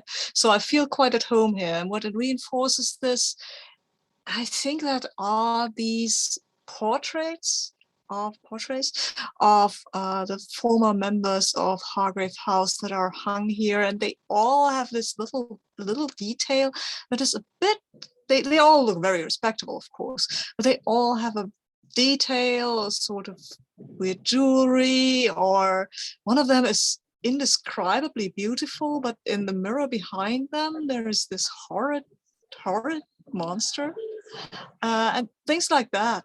And that makes me feel like, yes, that I fit in here, and that is very unsettling. Awesome, thank you very much. Yeah, and Trixie, how about yourself? Do you feel at home or not? And what sort of shows that? I am unsettled, and it's because this entire front hall that you walk into, it's all done up with its portraits and its lovely woodwork, and it looks like the home of some wealthy people. It reminds me of my parents' house, and they were the ones I was trying to get away from. I fled west. Now I'm out in London, and I'm still back in the same kind of place I grew up in. Awesome, thank you very much. And yeah, Zan, how about yourself? Zan always pauses in the same spot when they come into the hallway, and it's just the spot under where the staircase goes up on either side and over, and when you pass under the landing there's carved into the wood under the stairs, there's a sigil of some kind. It's got some kind of mathematical device on there, and maybe some kind of star sign or something. It's not clear exactly what the sigil is, but there's an itching on the back of Zan's neck whenever they pass under that sigil, and they pause and kind of itch the back of their neck, and there's uneasy tension. It's not an antagonism. It's not a feeling that I'm not welcome. It was an uneasy tension, and I just pause under that sigil before kind of hurrying through the hallway. And I never really kind of wander into some of the rooms, like the drawing room. You'll never really find Zan in there. Perhaps in the kitchen, perhaps in the library, but never in the grand rooms at the front of the house. Awesome, thank you very much. So the next thing that we will be doing is I'll be asking each of you to say what you want to get up to during the night phase. I'll explain the night phase a little bit before I do that one. I'll just explain the other two bits and pieces that we would be doing. One of the other things we would do in this phase is if you ticked any Janus masks and still needed to narrate a scene related to one of those, we would do that now if you hadn't before. Though again, no one has yet, because you've all been doing mostly okay with the rolling, so we've not got many of those out at the minute. The other thing we'll be doing is the one of the other bits that leads into the night phase, which is called the unseen, and again I'll introduce that. But yeah, so first I'll just briefly talk about what the night phase is and how that works, and then I'll ask each of you what you want to get up to. So the big thing with the night phase, it's in many ways, it's similar to the day phase. It's when we get into kind of regular roleplay again. There are a couple of major differences though with how this one plays out. One of them is that we will have what's called the unseen in process. And this is basically a kind of a side scene of just various things going on around London. They're in no way connected to the hunters or to what they're investigating. They're just completely an aside, but just to give a bit more color to the city itself. And that's we'll touch on that and how that works in a moment. That is essentially it will be a bit like what we've just done, some sort of paint the scene questions interspersed throughout the or not just paint the scenes, but some questions interspersed throughout the scene as a whole. The other thing that is important to know about the night phase is the night move rather than the day move will be rolled, which is a bit more dangerous. It can have worse outcomes essentially. Also the main thing that is different is that in the day phase we obviously have a bit of back and forwards about what scenes we want to have and so on and so forth. In the night phase, what happens is, like I said, in a moment we'll determine what one thing you want to try and get done that night, and then I will start framing scenes for people. But the scenes I frame won't necessarily be essentially I won't necessarily give you the scene that you were kind of angling towards, as it were. I mean, obviously I won't dick around for no good reason, but it's the sort of thing, it's like, say, oh yeah, I'm going to go and investigate the haunted house at the end of the road, and you might have a scene where you get jumped by muggers on the way to the haunted house, or that sort of thing. But in general, obviously we'll still play towards what you actually want to get done that night. I don't have a particular intention of thwarting your designs, but that's something that's just to be aware of, that this is done. The scenes tend to be a bit shorter, a bit more dramatic. I'll cut between scenes a bit more, between scenes and between the unseen. So it's generally a bit more dangerous, a bit more active, a bit quicker paced than the day phases. Final important thing, well, not so important for you at the moment because of the position in play you're at, but the other big important thing to be aware of is that when you get around to starting to resolve threats, threats have to be resolved at night. You cannot resolve threats during the day. That's has to be done at night essentially. Once we have completed the unseen, there's a number of different steps we go through to do that. Then the night phase ends and we roll around to the next day. So yeah, that's the night phase. With that borne in mind, the other thing actually I haven't mentioned yet, and we are kind of getting close to the point where it can happen, though the night phase is in many ways not the best place to do it. If at any point you decide you do want to try and answer a question, you can do so. The answer a question move is kind of an out of character move, really, in a lot of ways. Once you think you've got enough clues and you've got a good idea that you want to answer one of the questions with, you can just say, "Oh, can we answer a question now?" Then we'll have a chat between ourselves, like mostly out of character. Sometimes it'll be framed as like a semi-in-character conversation, but broadly speaking, using the answering question is a sort of an out of character thing. We can do that kind of independent of any other like scene framing stuff or phase or whatever. Though I think often like the dawn and dusk phases are good times within like the structure of the game to have those conversations, but we're not bound to do them in that point. So that's just another thing to be aware of. With that said, I'm going to ask, I know Chloe, you were saying you might need to leave shortly, so I will not ask you what you will be doing this night phase, but yeah, that's fine. That is not a problem at all. Perhaps Stan disappears somewhere in this night phase, and the other members of Hargrave House can't find them. Yep, that sounds good. Thank you. But yeah. So what we do now is the exit. I'm going to ask basically each of you just to say the one thing you want to try and get done that night. We don't have like an extended conversation about this really, but like kind of once I've asked everyone, I'll go back around again and just say, have you changed your mind based on what other people said they want to do, kind of thing. But yes, I'm going to ask Trixie, what would you like to try and get done this in this night phase? I'd like to get a drink with Ardent and John so I can touch base with them and let them know kind of what I've discovered and ask them some questions, basically get everybody on the same page. Yep. If we can get ourselves into a dangerous situation that might get us enough clues to go for a question answer, that would be great too. But yeah, I mean, above and beyond that, nothing that I really need to get on top of. Yeah, no worries. I will also say, kind of, what once clues have been entered onto the threat thing, it's kind of assumed that you will all be more or less aware of that through just like having conversations off screen. So we don't need to necessarily kind of get that in character transfer of information done. I mean, it's cool when it does come up, but yeah, no, that's cool. Dr. Fenworth, what were you thinking of, or what did you want to get done this evening? Well, I think the idea of touching base seems really good. Maybe we can actually answer the question because I have some ideas about our little vampire friend here and what their age might be. But we also could, of course, I would always go out and find some place of music and see if somebody can spill some blood, because we know the vampire is connected to blood, and maybe they'll come by and we can look at them and talk to them and then figure out how old they are.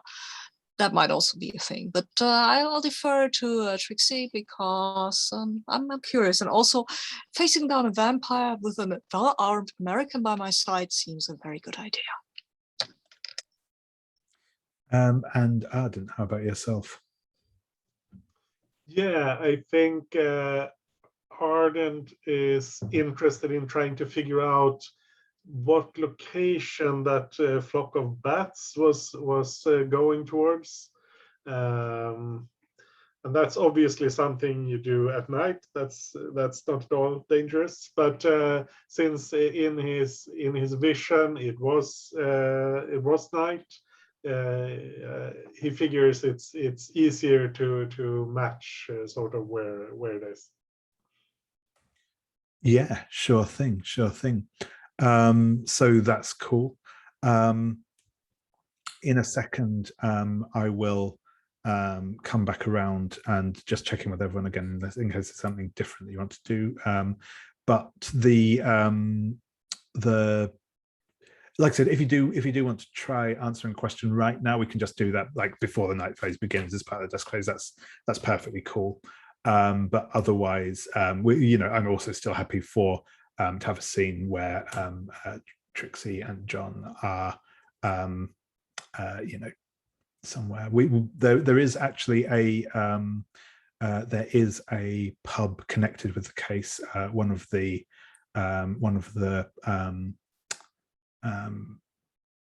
victims was found just outside a pub, so that might be a worthwhile place to be. But anyway, yeah, I'm going to check in with Trixie.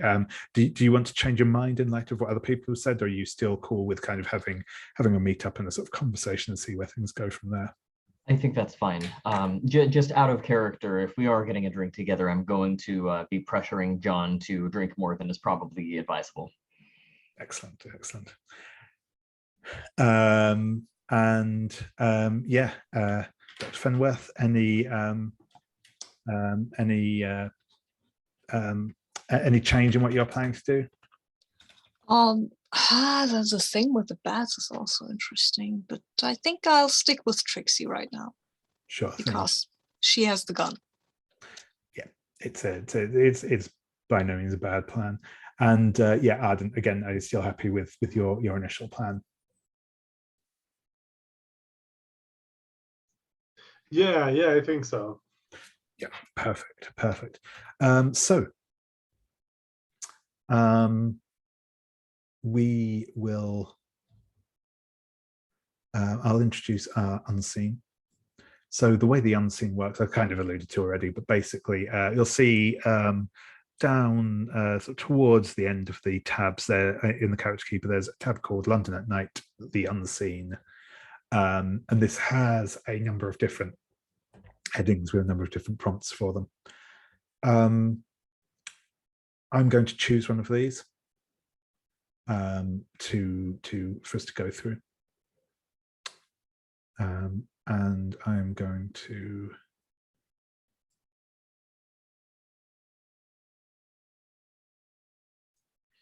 I'm actually going to go for a semi-thematic one. So I'm going to choose the prison hulk at Woolwich. So the way this works, I'll kind of introduce it first, and we basically intersperse, we sort of share these prompts around, and I'll at various points during the sort of split up the action, I'll come to each of you and ask you to like give the answer to your prompt. The first prompt we have for the prison hulk at Woolwich is a paint the scene, which everyone does, and after that I'll come around in turn and ask people to fill out their answer. The other thing to be aware of with the unseen is that there is a mechanic called Echoes in the Night, which you'll see referenced on your day questions. Basically, an echo in the night is triggered when you can work into the fiction of what you're doing, something that calls back to some imagery or action or something else that's already been in one of the unseen. So that's, I should say, when you are acting as your character, if you can get a callback to something that's been narrated in one of the previous unseen moments, it's a sort of way of reinforcing that. So it's a thing to just keep an eye out for and see if you can think of a good example to bring in some of the imagery that's been used. Vice versa, I think actually you can also do it the other way around. So if in a later unseen one, you can kind of call back something that's happened in a previous scene, like it to the characters. It's that kind of idea of like reinforcing stuff. So that's what that's about. Before we do all of that, we will take our last break of the evening. So I'll stop the recording now.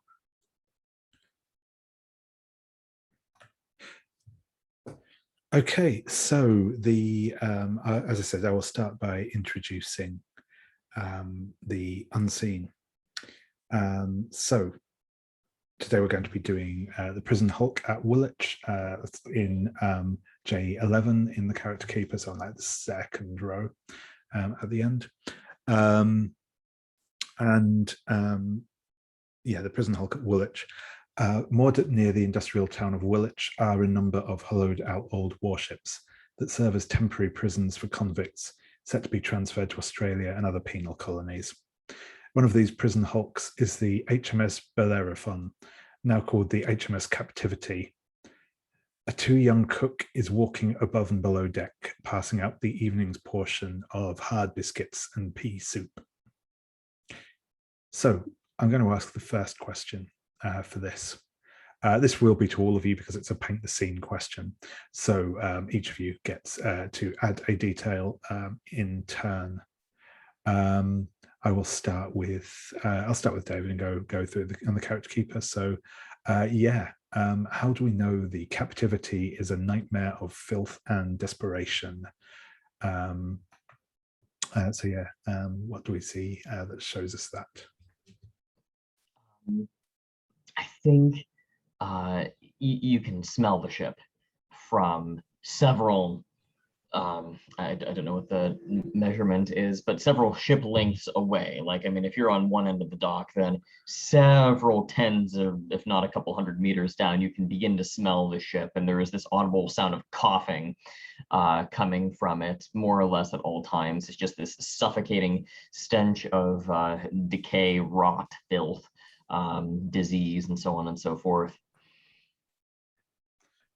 Awesome, thank you very much. And Sabine, what's another thing we see that shows this place is a sort of pit of filth and desperation? I think what we see is a young mother with her 2 children standing at the pier and yelling over at the ship that that the children need their daddy and that he didn't do nothing, and then she starts cussing the guards boards out, and they seem kind of used to this, right? And only when she starts throwing stuff that lies around, and I won't go into what she's throwing there, will they take now, oh yeah, now you go away now before we give you a beating. And then she curses some more, but takes her children and goes, and then turns and calls to the ship something like Harry, I love you.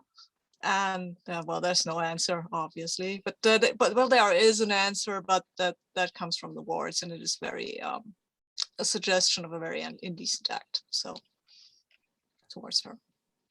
Thank you very much. Anders, what's another thing that we see that shows the captivity is a nightmare of filth and desperation?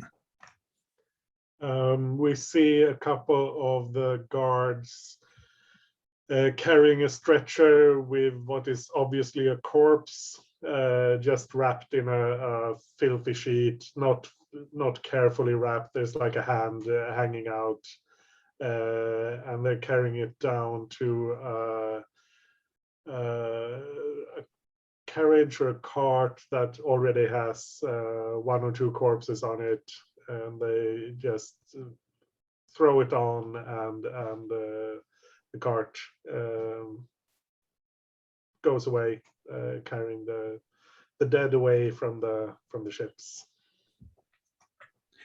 Excellent, thank you.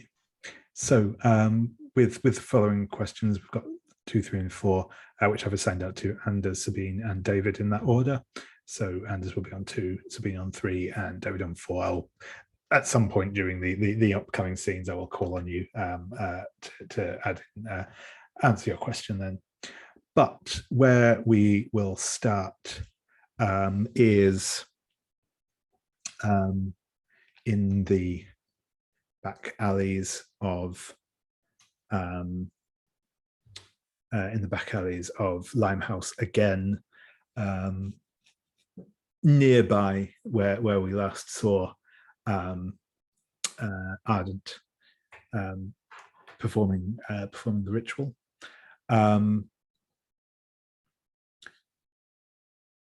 It's dark, obviously. It's gloomy.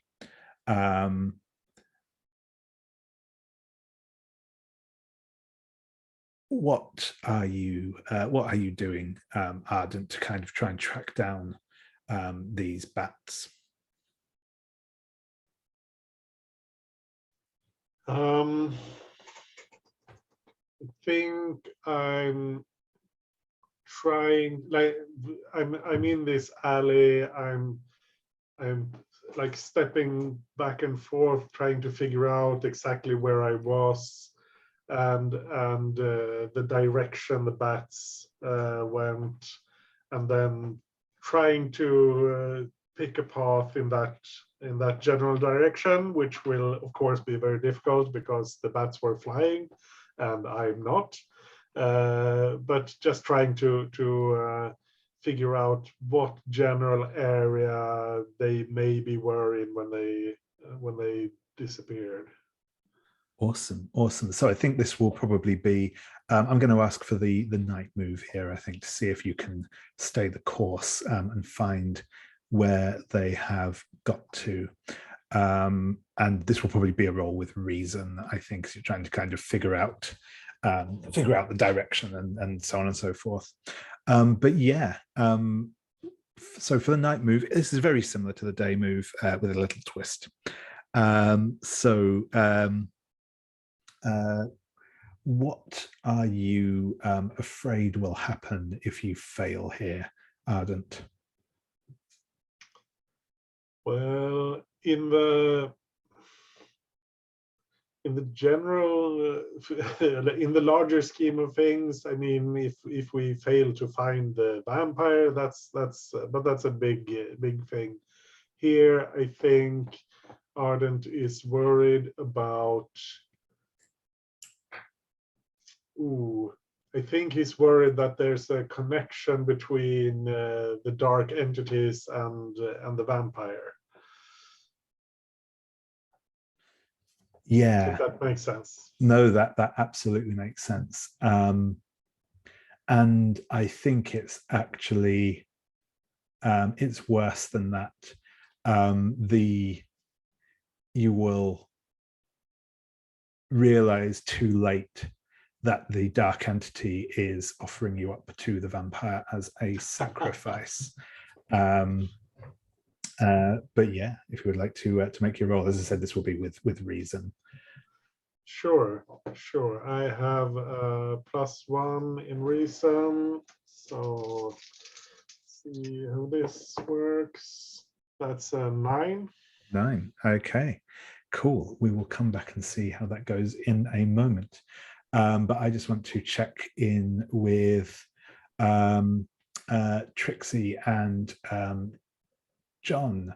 You are at the you've come to the Dog and Whistle, which is a pub just by the docks on the canal rather than on the river itself. This is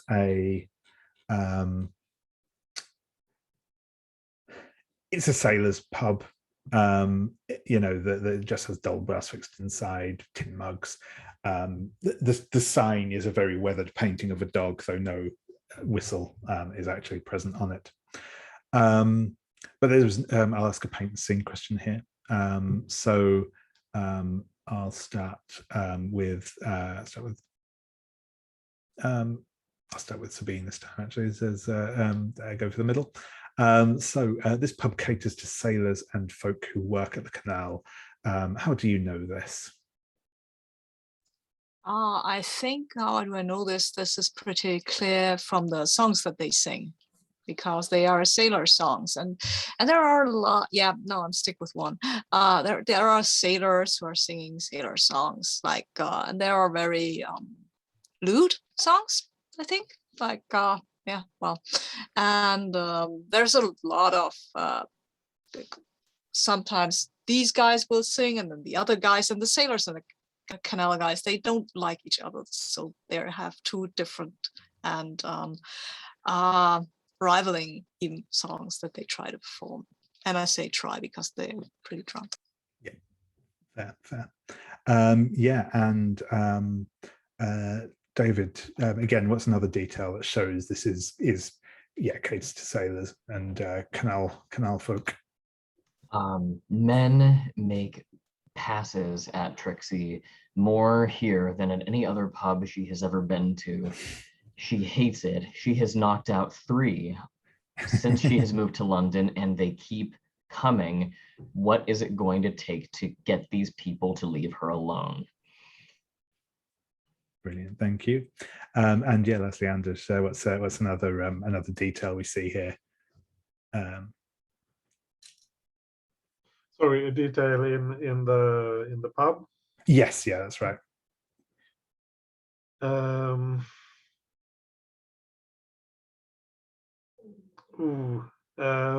I think there is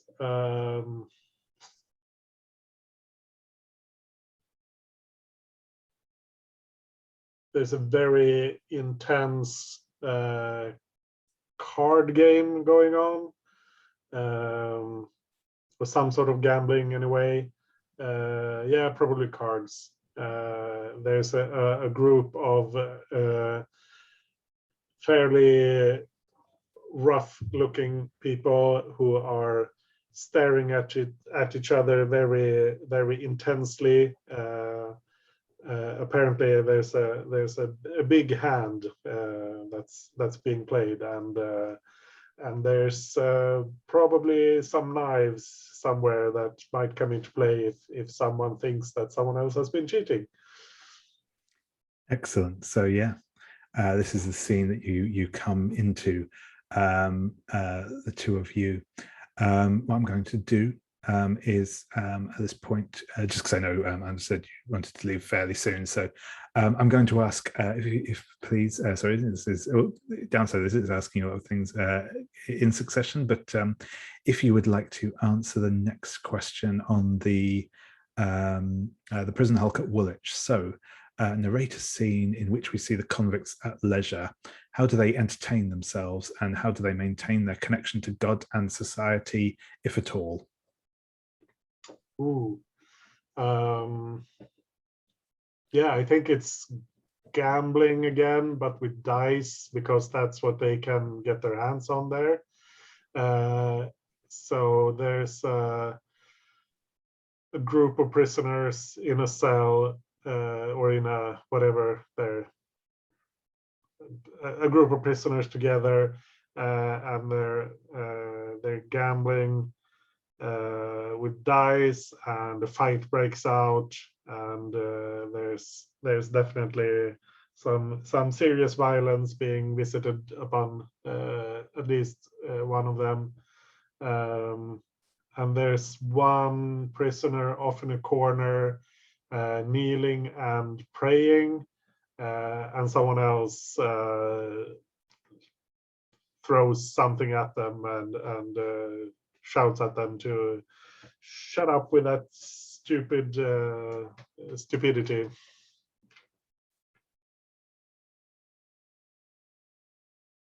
Oh, sorry, it was me today. Yeah, thank you very much. That was great.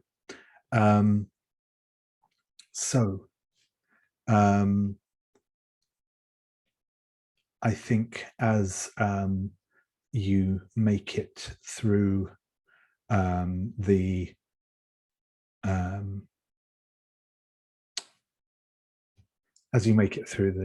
alleyways,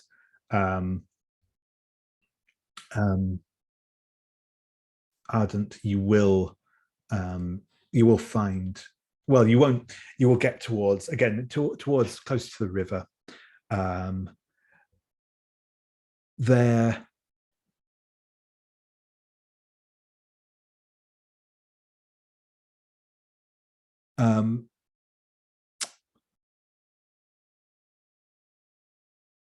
sorry, I'm just checking. Yeah, sorry, I forgot where I got to. So there is a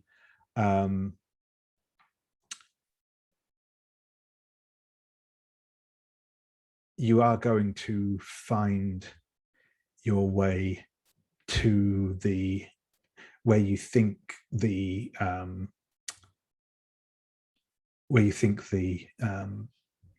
roughly where these bats were congregating, from at least from where you could tell in the vision. But it does, in order to do so, you can feel that presence of the dark entities around you. What does it feel like when they're sort of their presence is more sort of closely drawn to you? I think it's like a pressure, like the air is getting thicker in some places, and it's sometimes it's like the whole world darkens a bit, and maybe, yeah, sometimes things look a bit like there's a hint of morbidity to the world that isn't there usually. Yeah, I like that. In fact, I think actually, if I'd like you to take the condition morbid, as there's just those sort of like everything seems a bit more washed out and pale and creepy, as you feel them sort of asserting their presence. But yeah, you come to a location near the edge of the river. There's a few kind of warehouses around, and not like big docks, but just like small slipways and stuff for smaller boats to pull up on here. What do you do? I think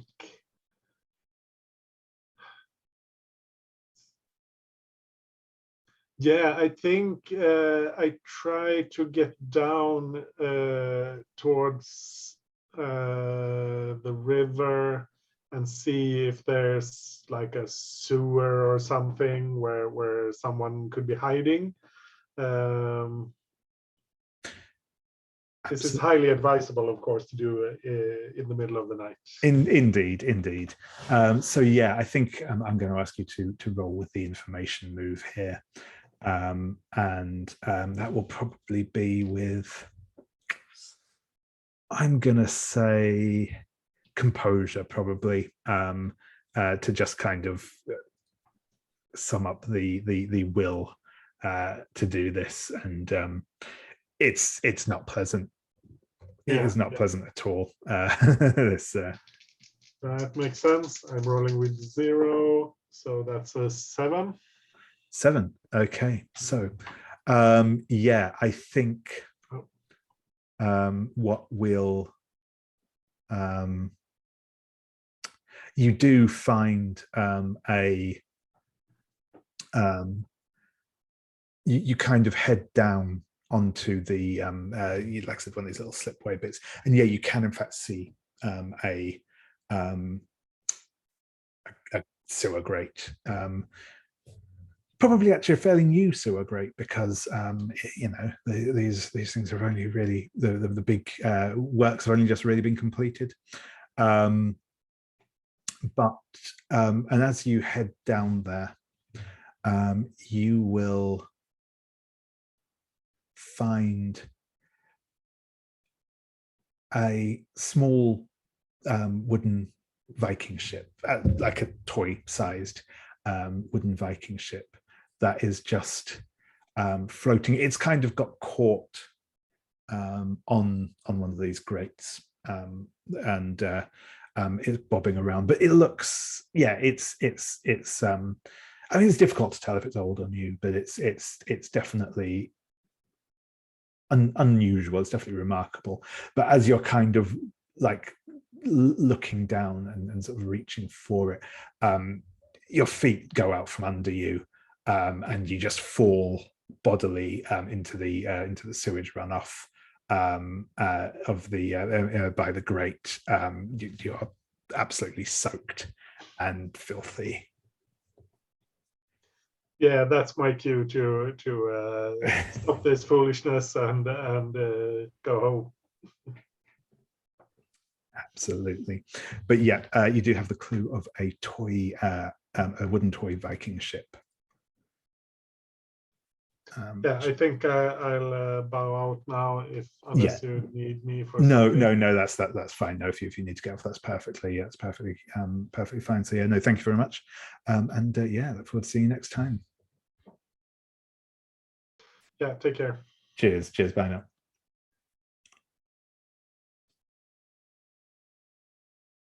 Okay, so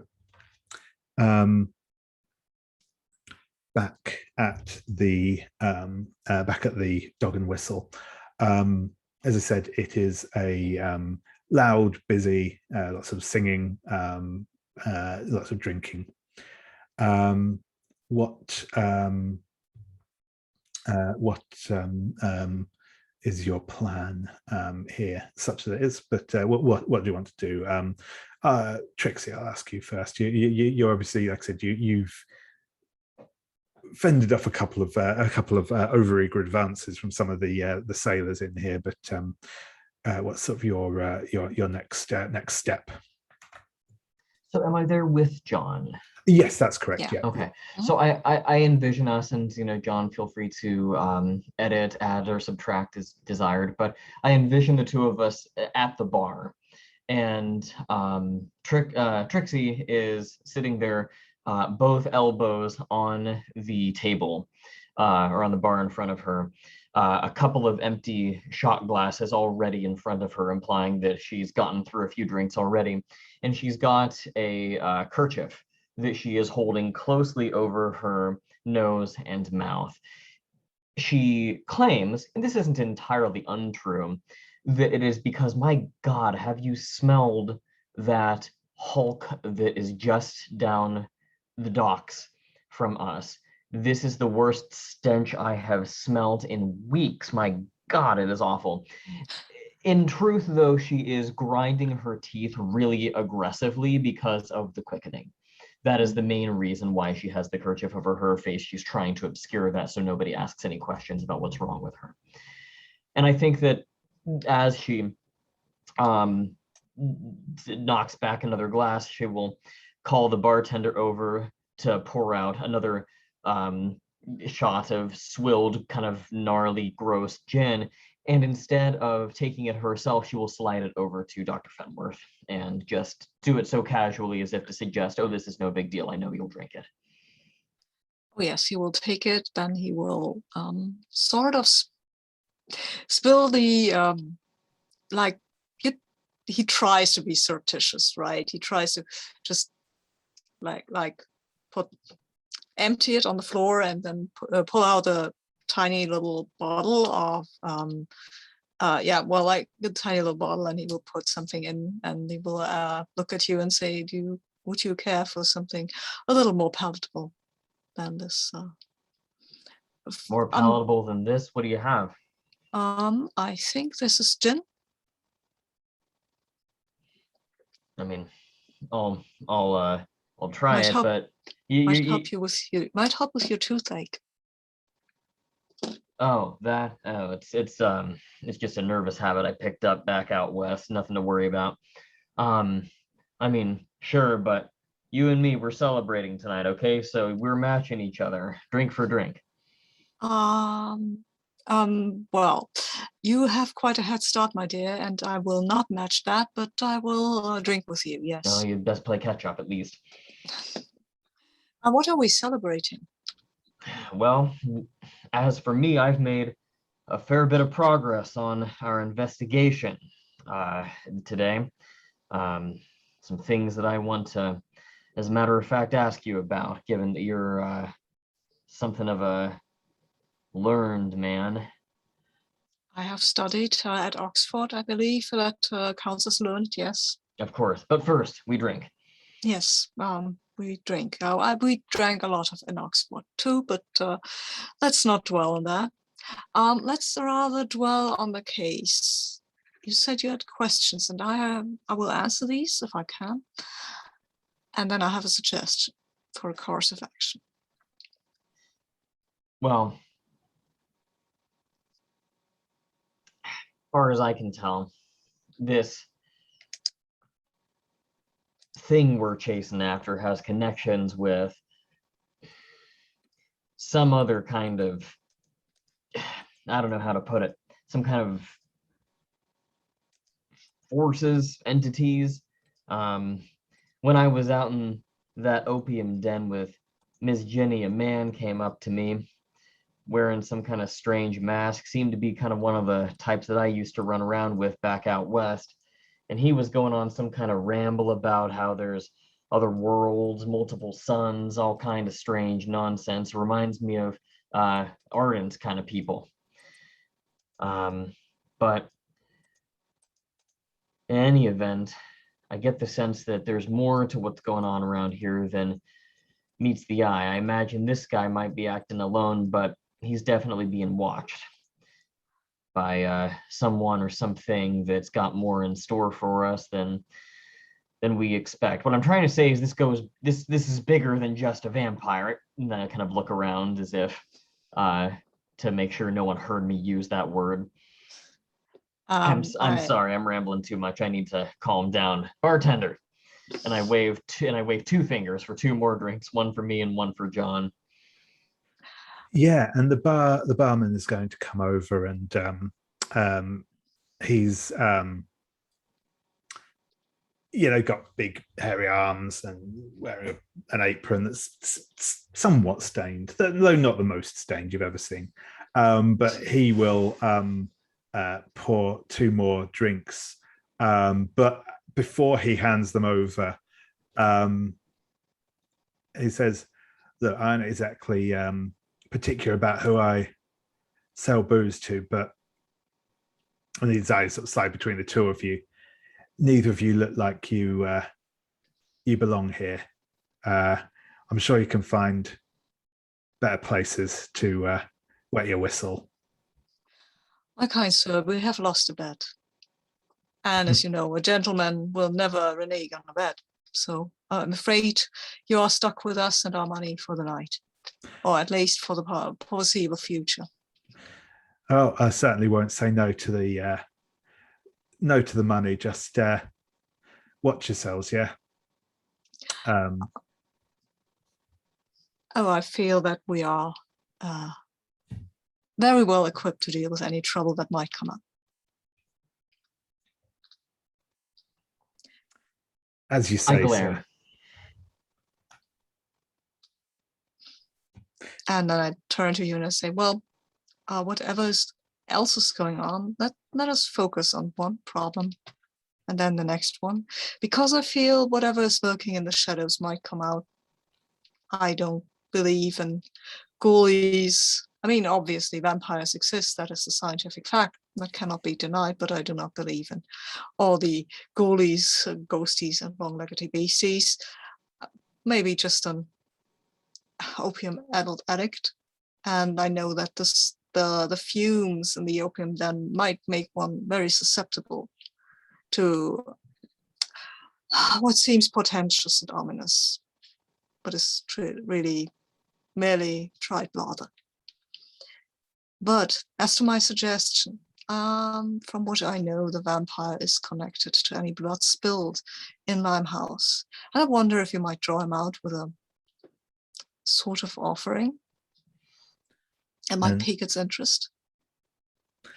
And I think that's what I'm going to ask the next unseen question, as that seems a good moment to leave things on. So, Sabine, if you would like to narrate a scene in which we see a convict being punished by a ship's officer, what did the convict do and how is the punishment being carried out? This is in the evening when they are getting their food or their gruel, I think. And the convict, while they were handing this out, he was sitting outside. He was outside. He was up on the upper deck, and he was singing that quite loudly. Quite a lewd song about a lady and things. And one of the, for some reason, one of the wards takes offense at that. Maybe the name of the lady was the reason, and he goes over to the convict and he says, "Oh, wait. I told you not to sing right on the deck. I've told you." And the convict's like, "Yeah, well, what can you do? There's nothing else to do." And he says, well, you know what you can do? And then he takes the gruel that is for the man and he turns it over so that the gruel falls to the floor. And this is very thin stuff, right? It will run between the floorboards. And then he says, "Well, you can lick this off now from our floorboards." And I was like, "Well, no." And then he kicks him, so he kind of goes down on his knees and says, "Yes, no, come on, eat your food. If you can sing, you can eat." And yeah, well. Brilliant. Thank you very much. Yeah, so anyway, after cutting in, Trixie, how do you respond to Dr. Fenworth's suggestion of a little blood sacrifice? Well, if you're asking, I'm not willing to sacrifice my blood for this cause, at least not without a good fight behind it. But I mean, Trixie, I think I believe that gentleman over there volunteered his blood, and I point to one of the guys who tried to molest you. I kind of like look over my shoulder, and is this someone who I mean, I guess David, I'll ask you kind of like, what did this guy do earlier, and is he still kind of eyeing me, or what's the story with this guy? Yeah, he probably is still eyeing. I mean, quite a few people are looking at you. Like I said, the pair of you, but Trixie in particular, you both stick out like a sort of thumb in this place anyway. But yeah, you definitely see one of the guys earlier who probably probably slapped your bottom as you walk past, or something similar, and yeah, he's definitely kind of ogling you, and I think as you kind of look back and he sees you looking, he kind of leers at you, and in fact, I think he leers at you, and he like clinks a couple of like very small denomination coins together. Dr. Fenworth, I think you better finish your drink. I think we're about to get kicked out of here. What a pity. I was starting to enjoy the growling. I don't even know why we've come to this place, and I kind of will get up and push myself away from the bar, and John gets up as well. He's kind of a little unsteady on his feet, because this is stuff that he was drinking that's not what he's usually drinking. For my part, I'm going to go basically take a chair and pull up to sit directly across from this guy. And I've taken probably one of the shot glasses that's kind of arranged in front of me, and I've kind of palmed it so that I just have that up my sleeve or kind of with me as I sit down in front of him.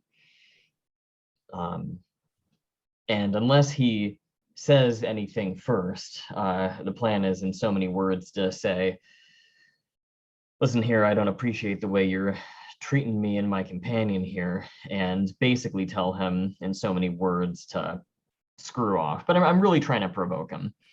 Yeah, absolutely. And I think as you kind of give that, Jerry just says, well, you're coming in here with all your airs, that's and now dictating terms to us. That's not very friendly of you, is it now? And he leans in closer, and you can smell the sort of the booze coming off of his breath.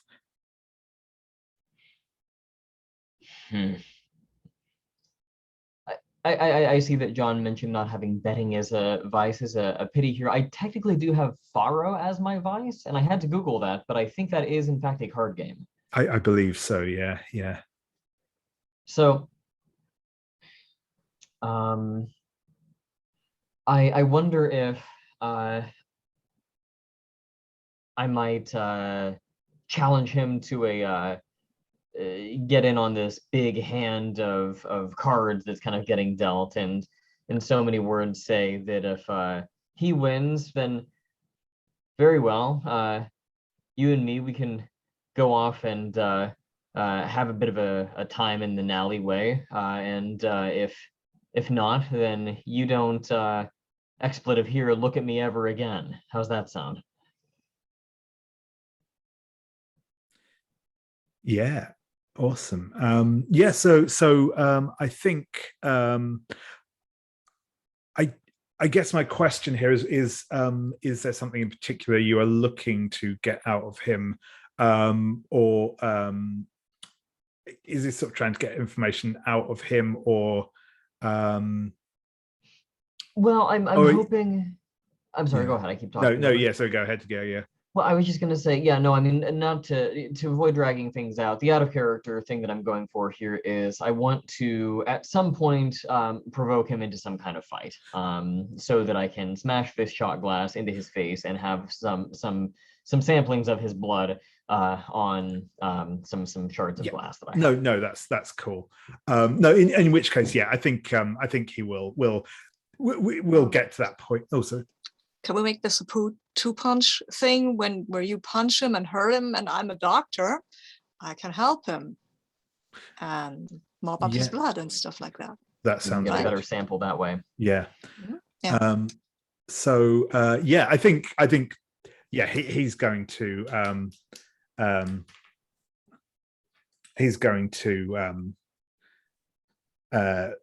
say I don't need to win no game of cards against you, darling. I've got more than enough for you here. And again, he's going to drop those couple of coins just onto the table in front of you. And I think he reaches out and grabs you by the wrist. At which point I assume some sort of violence will ensue. Yeah, I mean, absolutely. I think that if he grabs me by the wrist, then I, with really surprising strength, I'm going to pull back and make an effort to basically pull him halfway across the table. At which point I'm going to, I think I'll reach across and take one of the glasses that he has that's sort of half full and just smash it into his face, or at least that's what I will try to do. I don't know if you'll need me to roll to pull that off. I think this will be the night move. What are you afraid will happen if you fail this roll? That he'll actually somehow manage to overpower me and humiliate me, and we will get kicked out of here with nothing to show for it. I think it's worse than that. You are a woman, but he is a man not unused to physical violence. He will pull his knife and stab you. Well, we're getting blood one way or the other. I think this will be a roll with vitality. I think you probably will be rolling with disadvantage if you from your drained condition. But if you have a something from a personal quarters you want to bring in, that advantage will cancel out the disadvantage. I don't think I'm gonna. Well, no, I don't think I have anything from my personal quarters that. Well, let's see. I do have my revolver, but I'd rather not shoot the guy. I mean, you could always pistol whip him if you wanted to, but yeah, you don't have to. It's perfectly fine.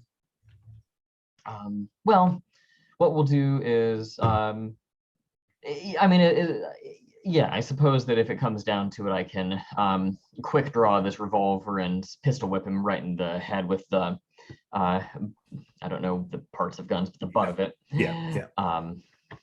So if that sounds reasonable, then I'll at least make use of that move. Yep, no, exactly. And because it's your cult, you don't have to mark that to gain advantage. You can just roll as normal and add your vitality. Okay, so I'm rolling the top two dice on the dice roller, and we end up with, I think, a 9. Yeah. Excellent. On a 9, actually, what we will do first is I will throw over the last unseen question, which I think is also to yourself. So if you could narrate a scene in which we see a convict finding comfort and companionship within the bulkheads of the captivity. Now, I don't know if this is historically accurate and how they would have paired people together, but I kind of like the idea of there being a husband and wife next to one another out on the ship, kind of looking over the sea. They are Irish and go by the names of Ryan and Margaret, and they're actually on the whole very good people who've just fallen upon hard times and are being kind of shipped away and punished a bit more harshly by virtue of their Irish heritage. And I think that the wife is rather distraught about moving to Australia, but the husband pulls her close and, looking out over the moonlit sea, says to her something to the effect of, "This was never our homeland, and we are going somewhere that is no worse." Basically assuring that it's not going to get worse than England. We never belonged here to begin with, and Australia will be just fine. We'll make it through one way or the other together. Yeah, brilliant. Thank you very much. So on the 7 to 9, there will be a cost or a complication. I think it's quite simply the complication I'm going to introduce is that you hit this guy hard, perhaps harder than you should have done, given how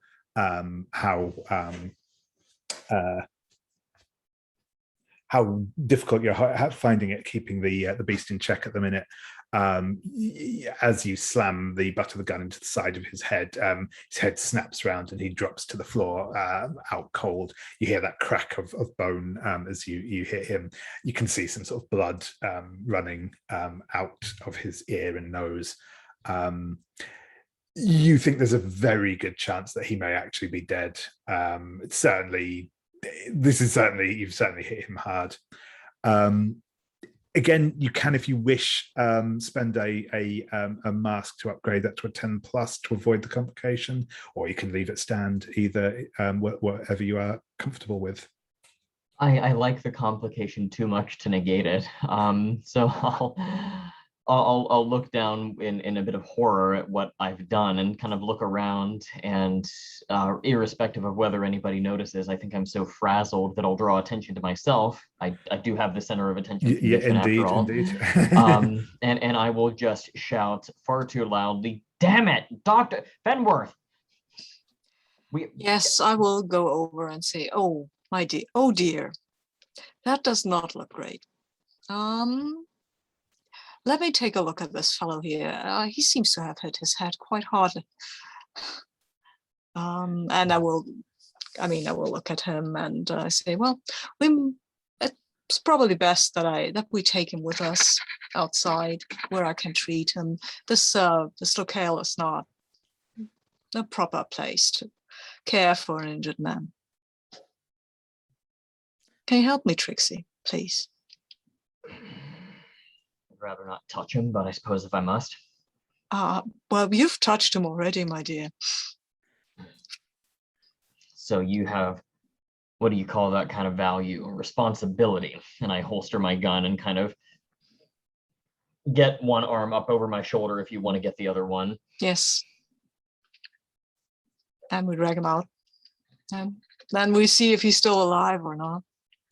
Yeah, so what I will say is if you, Dr. Fenworth, if you wish to try and save his life, you can do so. I mean, it will be a roll, but you can try and do that if you wish.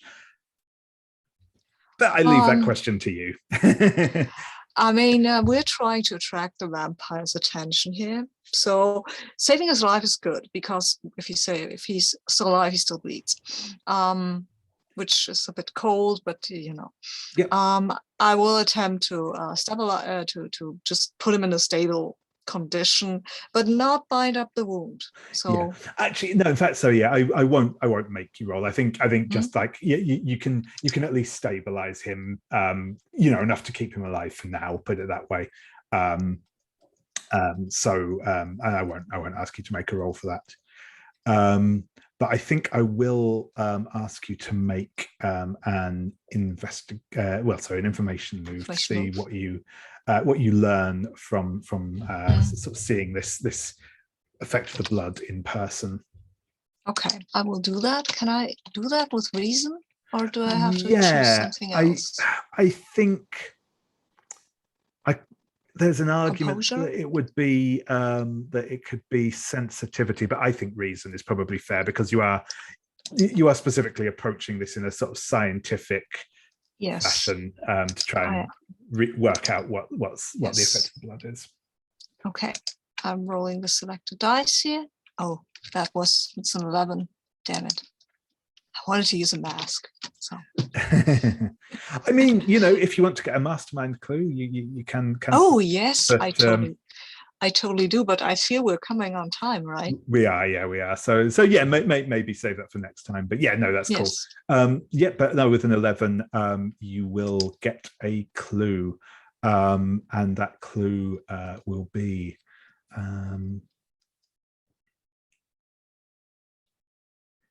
Yeah, I think actually that's going to be it. As the blood drips onto the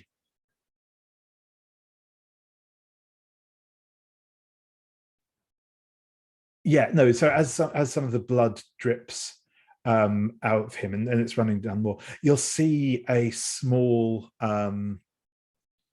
traceries of blood start forming a little spiral, almost like a little whirlwind, or like the flock of bats we saw earlier, that just kind of like spinning around in the air. But yeah, you can tell that there is definitely there's obviously something mystical happening with the way the blood is behaving here, and you probably stabilize the man enough that, I mean, he's not going to be well, but he's probably not going to die straight off.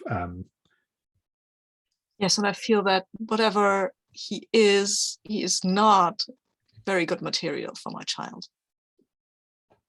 Fair. No. Sorry, but no. Ew. Awesome. And yeah, I think that is where we will leave things for this evening. So thank you very much. I will stop our recording now. So if you have been watching, thank you very much.